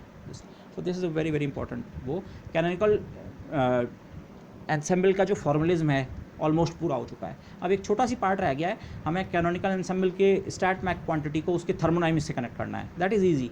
मेन चीज़ जो निकल के आनी थी प्रोबेबिलिटी डिस्ट्रीब्यूशन कैसा है वो ये है। मैंने उस प्रोबेबिलिटी डिस्ट्रीब्यूशन को अगेन यहाँ पे लिखा है ओके कि प्रोबेबिलिटी कि हमारा सिस्टम किसी particular value of energy E I के साथ पाया जाता है। यहाँ अभी मैं एनर्जी को डिस्क्रीट समझ रहा हूँ, ठीक है, जैसे क्वांटम में होता है एनर्जी E1 E2 E3 अलग अलग, तो से उस तरह से हम सोचें, बाद में इसे कंटिन्यूस के लिए भी लिख सकते हैं। ओके, तो अगर सिस्टम की एनर्जी ई आई के साथ पाए जाने की प्रोबेबिलिटी कितनी है, some constant e to the power minus beta. आप देख सकते हैं ये प्रोबेबिलिटी डिस्ट्रीब्यूशन फंक्शन ऐसा है, ये ऐसा नहीं है, ये इसका और इसका प्रोडक्ट जो माइक्रो कैनोनिकल एंसेंबल के लिए हाईली पीक्ड फंक्शन बना था। अब आप उसको और बेटर समझ सकते हैं, ये ऐसा क्यों बन रहा है, केवल एक्सपोनेंशियल डीके टाइप का क्यों बन रहा है, एटलीस्ट क्वालिटेटिवली। यहाँ पे इसका रोल कुछ नहीं है, सारा रोल इसका है। और इस फिगर में अगर आप इस वाले कर्व को पकड़ें, ये ओमेगा 1 का ग्राफ है और ये ओमेगा 2 का। अब सब कुछ ओमेगा 2 ही कंट्रोल कर रहा है, थोड़ा बहुत इसका फ़र्क होगा बट ये डिकेइंग फंक्शन तो है। और उस डिकेइंग फंक्शन की एक्सप्लिसिट फॉर्म हमने निकाल दी है। ये एनर्जी के साथ प्रोबेबिलिटी जो है इस तरह से वेरी करती है। क्या मतलब है इसका? इन प्रिंसिपल जो हम बात पहले से कह रहे थे वो अभी भी है। सिस्टम की energy can fluctuate from 0 to infinity. इस चीज़ की प्रोबेबिलिटी भी है कि सिस्टम 0 एनर्जी के साथ फाउंड हो, और इस चीज़ की प्रोबेबिलिटी है कि सिस्टम 1 यूनिट एनर्जी के साथ, और इसकी भी है कि 2 यूनिट और 3 यूनिट और 4 यूनिट। और इन प्रिंसिपल ये कर्व एसिम्प्टोटिकली इसे मीट करता है इन्फिनिटी पे। तो सिस्टम की एनर्जी इन्फिनिटी भी हो सकती है, मेरा वो जो सिस्टम है इतने स्ट्रॉन्ग फ्लक्चुएशंस भी उसमें आ सकते हैं। बट आप प्रोबेबिलिटी देखिए कितनी प्रोबेबिलिटी है कि इतनी हाई एनर्जी से फाउंड होगा, इन्फिनिटी या हाई एनर्जी, बहुत कम प्रोबेबिलिटी है। This is a rapidly decaying function. ज़्यादा प्रोबेबिलिटी ये है सिस्टम कम एनर्जी के साथ फाउंड हो। रिलेटिवली ये इस स्टेट में पाए जाने की ज़्यादा संभावना है, इसमें उससे कम है। तो ज़्यादातर जो स्टेट्स डोमिनेट कर रही हैं, अगर आप एंसेंबल के टर्म्स में सोचें कि आप पे एक लार्ज एंसेंबल है सिमिलर सिस्टम्स का, तो इस सिस्टम में से कुछ सिस्टम्स ऐसे होंगे जिनकी एनर्जी 0 या 0 के बहुत क्लोज, कुछ सिस्टम ऐसे जिनकी एनर्जी थोड़ा हायर, कुछ सिस्टम्स ऐसे जिनकी एनर्जी और हायर, और कुछ सिस्टम्स इन प्रिंसिपल ऐसे भी हो सकते हैं जिनकी energy very high close to infinity tending towards infinity. अगर ये इनफाइनाइट एंसेंबल है तो इनफाइनाइट एनर्जी वाले भी मिल जाएंगे, बट उनका नंबर नेग्लिजिबल होगा। पूरे एंसेंबल में उनके पाए जाने की प्रोबेबिलिटी नेग्लिजिबल है। ज़्यादातर सिस्टम 0 एनर्जी है उसके करीब वाले, ये जितनी कम एनर्जी उतनी ज़्यादा प्रोबेबिलिटी है। ये है canonical distribution. Canonically the systems are distributed like this. Okay, बाद में देखेंगे अगर मैं इसको इस तरह से डिस्क्राइब कर सका। एक्चुअली यहाँ पे इस फैक्टर को जो है हम इस तरह से सोचते हैं, ये जो डिस्ट्रीब्यूशन फैक्टर है, एनर्जी सिस्टम की एनर्जी और केटी है थर्मल एनर्जी का मेज़र। सिस्टम की एनर्जी और थर्मल एनर्जी का रेशियो को हम एक तरह से फाइट कहते हैं। ये नंबर को हम इस नंबर से कंपेयर कर रहे हैं, ये सिस्टम की एनर्जी ई और ये थर्मल एनर्जी। अगर हमारा सिस्टम टी टेम्परेचर पे मेंटेन्ड है, रिजर्वायर की मदद से टी टेम्परेचर पे मेंटेन्ड है, तो उसको जो थर्मल एनर्जी जिस ऑर्डर की मिल रही है वो केटी ऑर्डर की है। तो एनर्जी और थर्मल एनर्जी की लड़ाई है। ओके, तो ये लड़ाई क्या करती है, ये फेवर करती है कि सिस्टम की एनर्जी कम हो। ओके, कम एनर्जी इसको फेवर करती है। यस, तो in principle the system energy can fluctuate from 0 to infinity या 0 टू ई टोटल, जो भी केस है। अगर आपने एंसेंबल में इनफाइनाइट नंबर ऑफ एलिमेंट्स नहीं लिए हैं, पर एंसेंबल थ्योरी में लास्ट में हमें N total must tend to infinity. Okay, तो इन प्रिंसिपल सिस्टम की एनर्जी 0 से इन्फिनिटी तक हो सकती है, but lower energies are more probable. ये इस चीज़ की ज़्यादा प्रॉबिलिटी है कि सिस्टम की एनर्जी कम वाली ज़्यादा फेवर्ड हो। ओके, दिस यहाँ पे फैक्टर जो है ई आई, ये जो प्रॉबिलिटी डिस्ट्रीब्यूशन है, कांस्टेंट को भूल जाएं अभी, बाद में इस कांस्टेंट का खैर इंपॉर्टेंट रोल होगा, पर अभी के लिए यही factor E I is determined by the system dynamics. E I system की एनर्जी, किस एनर्जी के साथ सिस्टम है, वो सिस्टम की डायनेमिक्स। अगर आप क्वांटम के टर्म में सोचें तो सोचना और आसान है। सिस्टम की एनर्जी 7 यूनिट होने का, तो मतलब सिस्टम का एक एनर्जी लेवल 7 पे भी होगा, और सिस्टम का एक एनर्जी लेवल 8 पे और 9 पे, अलग अलग एनर्जीज। तो आप उसके लिए सवाल पूछ रहे हैं, तो वो सिस्टम की मैकेनिक्स पे डिपेंड करेगा, क्लासिकल हो या क्वांटम हो, जिस भी मैकेनिक्स से आप वर्क कर रहे हो सिस्टम को, उसकी मैकेनिक्स पे। जबकि जो टी वाला फैक्टर है, बीटा बेसिकली टी है, लेकिन ये टी किसका है, रिजर्वायर का। और टेम्परेचर एक स्टैटिस्टिकल क्वांटिटी होता है, टेम्परेचर अगर आप हमारा एक्सप्रेशन भी देख लें जो अभी तक हमने डिराइव किया है, 1/T is equal to del S upon del U, statistical quantity है वो, स्टैटिस्टिकल मैकेनिक्स। ओके, मैं इस पॉइंट पे आपको डेफिनेटली रेफ़र करना चाहूँगा बाकी कंसेप्ट्स के लिए भी for statistical mechanics. In general physics के जितने भी कंसेप्ट्स उन लेक्चर्स में आपको मिल सकें, the video lectures by professor Balakrishnan. Okay, you can easily find these on the NPTEL site और even on YouTube. Classical mechanics series जो है उनकी, जिसमें वो लैग्रांजियन, हैमिल्टनियन डायनेमिक्स और फिर हैमिल्टनियन डायनेमिक्स में और डीप भी जाते हैं, उसी में अराउंड लेक्चर 20 से लेकर कुछ लेक्चर्स हैं जो क्लासिकल जो स्टैटिस्टिकल मैकेनिक्स के अराउंड हैं। तो वो लेक्चर्स मैं आपको डेफिनेटली कहूँगा कि आप उन्हें देखें। उसमें बाकी सारे ही लेक्चर्स बहुत अच्छे हैं, लेकिन ये जो कैनोनिकल एंसेम्बल का जो आइडिया डेवलप होता है और ये स्टैटिस्टिकल मैकेनिक्स, और फिर वहाँ पे वो बीच में वो डेंसिटी ऑफ स्टेट्स और थर्मोडायनेमिक क्वांटिटीज़ की क्या फिजिकल सिग्निफिकेंस होती है, all that is real gold material. तो I would definitely refer you to go through those video lectures also. ठीक है, तो वहाँ पे ये चीज़ आपको थोड़ा और एक्सप्लिसिटली और अच्छी लैंग्वेज में क्लियर होगा कि canonical ensemble really represents statistical mechanics of the system, stat temperature of the reservoir, stat mac. Okay, this probability expression requires no other property of the bath except its temperature. Bath के हमने बीच में mathematical evaluation में उसकी density of उसके accessible states, उसकी entropy की बात कर रहे थे, पर लास्ट में ये जो प्रोबेबिलिटी डिस्ट्रीब्यूशन है इसमें ये कहीं मैटर नहीं कर रहा है, इसमें केवल रिजर्वायर का टेम्परेचर कितना है। तो रिजर्वायर का रोल केवल यही है, फिक्स टेम्परेचर मेंटेन करेगा वो टेम्परेचर यहाँ आएगा प्रोबेबिलिटी डिस्ट्रीब्यूशन में, बाकी तो सिस्टम की आप किस एनर्जी की बात कर रहे हैं वो ओके। अब जो मैं इसका ऑल्टरनेटिव एक आपको तरीका कह रहा था मैथमेटिक्स करने का हमारे ही मेथड में, जहाँ पे ये प्रोबेबिलिटी जो थी, ये रेशियो नहीं है, ये है कि प्रोबेबिलिटी कि मेरा सिस्टम ई एनर्जी से फाउंड हो, वो है आप वो वाला माइक्रो कैनोनिकल का एक्सप्रेशन याद करें, omega 1 omega 2 upon omega total. Omega 1 का रोल तो कुछ नहीं है, तो हमने इस केस में उसे हटा दिया, ओमेगा 2 की जगह ओमेगा आर लिखा है। तो अगर सिस्टम की एनर्जी ई है तो रिजर्वायर की एनर्जी ई टोटल माइनस ई, जिसे हम ई आर भी लिखते हैं। तो केवल अगर आप रिलेटिव प्रोबेबिलिटी नहीं निकाल रहे हैं, केवल एक सिस्टम के लिए प्रोबेबिलिटी निकाल रहे हैं, एक पर्टिकुलर एनर्जी के लिए सवाल पूछ रहे हैं कि क्या प्रोबेबिलिटी है कि सिस्टम की एनर्जी ई हो, तो वो एक्सप्रेशन ये है।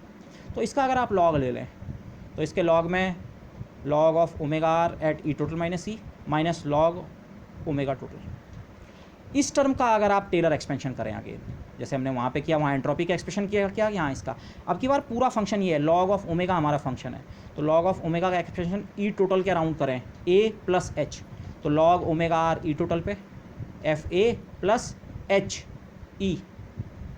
मैंने ई को इस समय ई आई नहीं लिखा है, आपको वो पसंद है तो आप ई आई भी लिख सकते हैं। H del by del E R किसका, लॉग ओमेगा, इस समय फंक्शन एस आर ना होके दिस, बेसिकली ये दोनों सेम चीज़ है।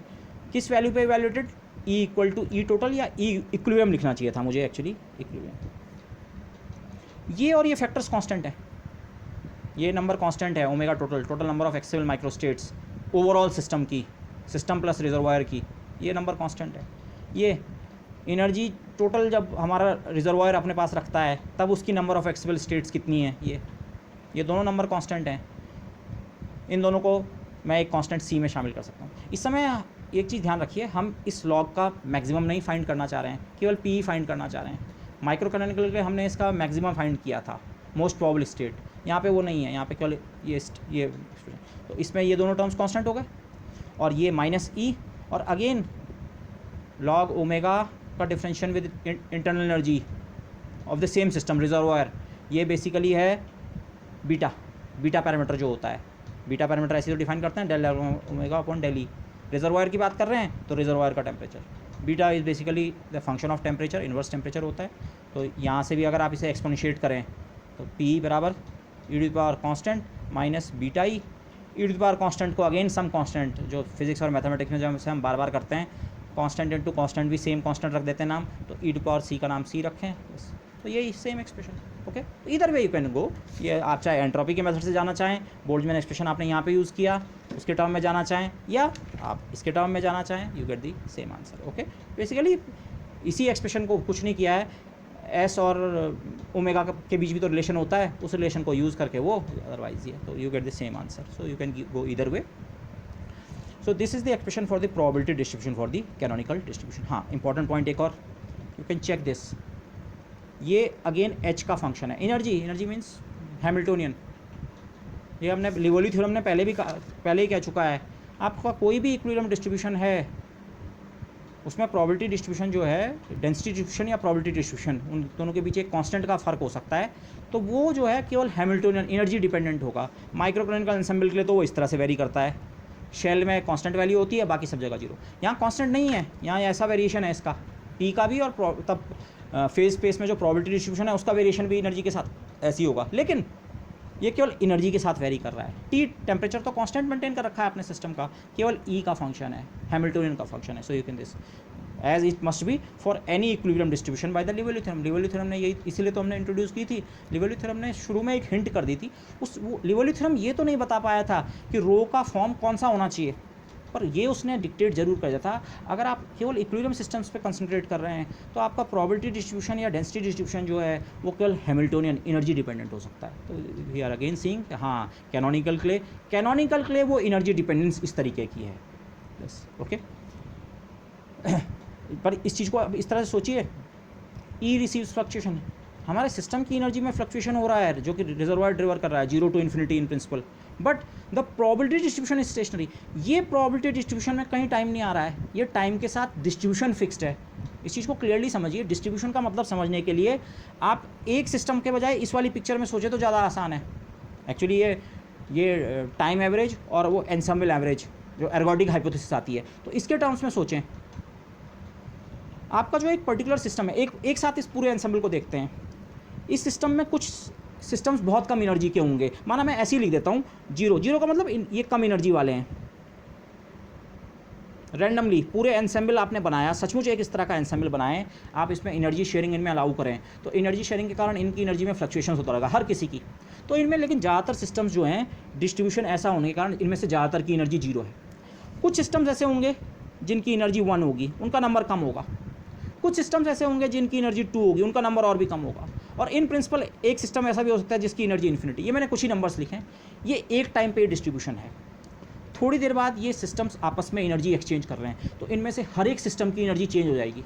हो सकता है जो जीरो एनर्जी वाला ये वाला था, इसकी एनर्जी अब 5 यूनिट्स हो गई हो, और जिसकी एनर्जी ये वाला जीरो वाला है, इसकी एनर्जी 2 यूनिट्स हो गई हो। हर जीरो एनर्जी वाला सेम तरह से इवॉल्व करेगा ये भी ज़रूरी नहीं है, हर सिस्टम की इंडिविजुअल की एनर्जी चेंज हो जाएगी। बट जो रेशियो है, अभी कितने सिस्टम्स जीरो एनर्जी वाले थे, माना ये कुल मिला के 100 सिस्टम्स है फॉर सिंप्लिसिटी, एंड टोटल 100 है, और इसमें जीरो एनर्जी वाले सिस्टम्स का नंबर कुल मिला के 10 था, 10, तो रेशियो था 10/100। 10% सिस्टम्स जीरो एनर्जी वाले थे, 10% प्रोबेबिलिटी। रैंडमली अगर मैं एक सिस्टम पिक करूं तो इस चीज़ की प्रोबेबिलिटी कि वो जीरो यूनिट एनर्जी के साथ ऑब्टेन हो, वो 10/100 का रेशियो है प्रोबेबिलिटी। अगर बाद में देखें कोई पर्टिकुलर सिस्टम पे अगर आप नज़र रख रहे हैं, उसकी एनर्जी तो फ्लक्चुएट करेगी। ये इस जीरो की जगह बाद में हो सकता है 7 आ गया हो, यहाँ इस 1 की जगह 2 आ गया हो, इस इन्फिनिटी की जगह 20 आ गया हो, ये नंबर्स हर किसी का चेंज हो। पर बाद में भी किसी भी और टाइम पे इसमें टोटल नंबर ऑफ सिस्टम्स जिनकी एनर्जी जीरो है वो 10 ही रहेगा। अभी अगेन न्यूमेरिकल एग्जाम्पल है, थिंक ऑफ दिस वे, जो डिस्ट्रीब्यूशन है डिस्ट्रीब्यूशन सेम रहेगा। इंडिविजुअल सिस्टम की एनर्जी फ्लक्चुएट कर सकती है एंसेंबल में, पर कितने उस तरह के सिस्टम्स उस समय एंसेंबल में मौजूद हैं वो नंबर फिक्स्ड रहेगा। तो डिस्ट्रीब्यूशन हमारा वो है, स्टेशनरी है। सिस्टम इस समय एनर्जी के टर्म्स में स्टेशनरी नहीं है, पर डिस्ट्रीब्यूशन क्या है, स्टेशनरी है। और डिस्ट्रीब्यूशन स्टेशनरी हो तो मैक्रोस्कोपिक पैरामीटर्स स्टेशनरी हो जाते हैं। ओके, तो एनर्जी शेयरिंग होने के बावजूद PV/T की वैल्यू यहाँ पे फिक्स हो सकती है, मैक्रोस्कोपिकली जो पैरामीटर्स हैं वो फिक्स होंगे। सो remember this. Okay, individual system की एनर्जी में वेरिएशन हो सकता है, बट जो डिस्ट्रीब्यूशन है, the distribution remains the same with time. यहाँ पे उस चीज़ को कैसे समझेंगे, लॉन्ग टाइम एवरेजेस। आपने सिस्टम एक टाइम ऑब्जर्व किया, आपको एनर्जी कुछ मिली, फिर आपने दूसरे टाइम ऑब्जर्व किया कुछ और एनर्जी, तीसरे टाइम, चौथे टाइम, आप बार बार अलग अलग टाइम्स पे सिस्टम की एनर्जी को मेजर ऑब्जर्व करते रहें, तो आपको उसका डिस्ट्रीब्यूशन ऐसा मिलेगा। ज़्यादातर टाइम आपको सिस्टम कम एनर्जी के साथ मिलेगा, उससे कम नंबर ऑफ टाइम्स सिस्टम थोड़ा ज़्यादा एनर्जी के साथ, और बहुत रेयरली ऐसा होगा कि सिस्टम ज़्यादा एनर्जी के साथ। तो यहाँ हम टाइम एवरेजेस के टर्म में बात कर रहे हैं, यहाँ एंसेंबल एवरेज में। But remember this thing, energy fluctuation होने का मतलब ये नहीं है कि एंसेंबल स्टेशनरी नहीं है। प्रोबेबिलिटी डिस्ट्रीब्यूशन अभी भी टाइम के साथ वेरी नहीं कर रहा है। जैसा एक टाइम इंस्टेंट पे प्रोबेबिलिटी डिस्ट्रीब्यूशन है, और डिस्ट्रीब्यूशन बनाने के लिए आपको एंसेंबल पिक्चर करना पड़ेगा। तो एंसेंबल लेवल पे नंबर ऑफ सिस्टम्स जो हैं, जो कोई पर्टिकुलर वैल्यू ऑफ एनर्जी है जिनके पास ई, वो नंबर फिक्स्ड है, वो रेशो फिक्स्ड है. Okay, just so remember this. So with that I would like to end this lecture. और नेक्स्ट लेक्चर में अब हम मान लें बहुत ईजी काम है कैनोनिकल एंसेंबल को कि जो हमने प्रोबेबिलिटी डिस्ट्रीब्यूशन निकाला है इसकी मदद से इस सिस्टम की थर्मोडायनेमिक्स डेवलप करना. थर्मोडायनेमिक्स के साथ connection, again stat mech part हमने अभी किया है, इसको थर्मोडायनेमिक्स से कनेक्ट करना. माइक्रोकैनिकल एंसेंबल में स्टैट मैक को थर्मोडायनेमिक्स में कनेक्ट करने का रास्ता बनता है एंट्रोपी फार्मूलेज. यहाँ पे हमारा रास्ता क्या होगा, this we will see in the lecture to come. Okay, so with that I would like to end this slightly long lecture, but this was necessary. So thank you everybody.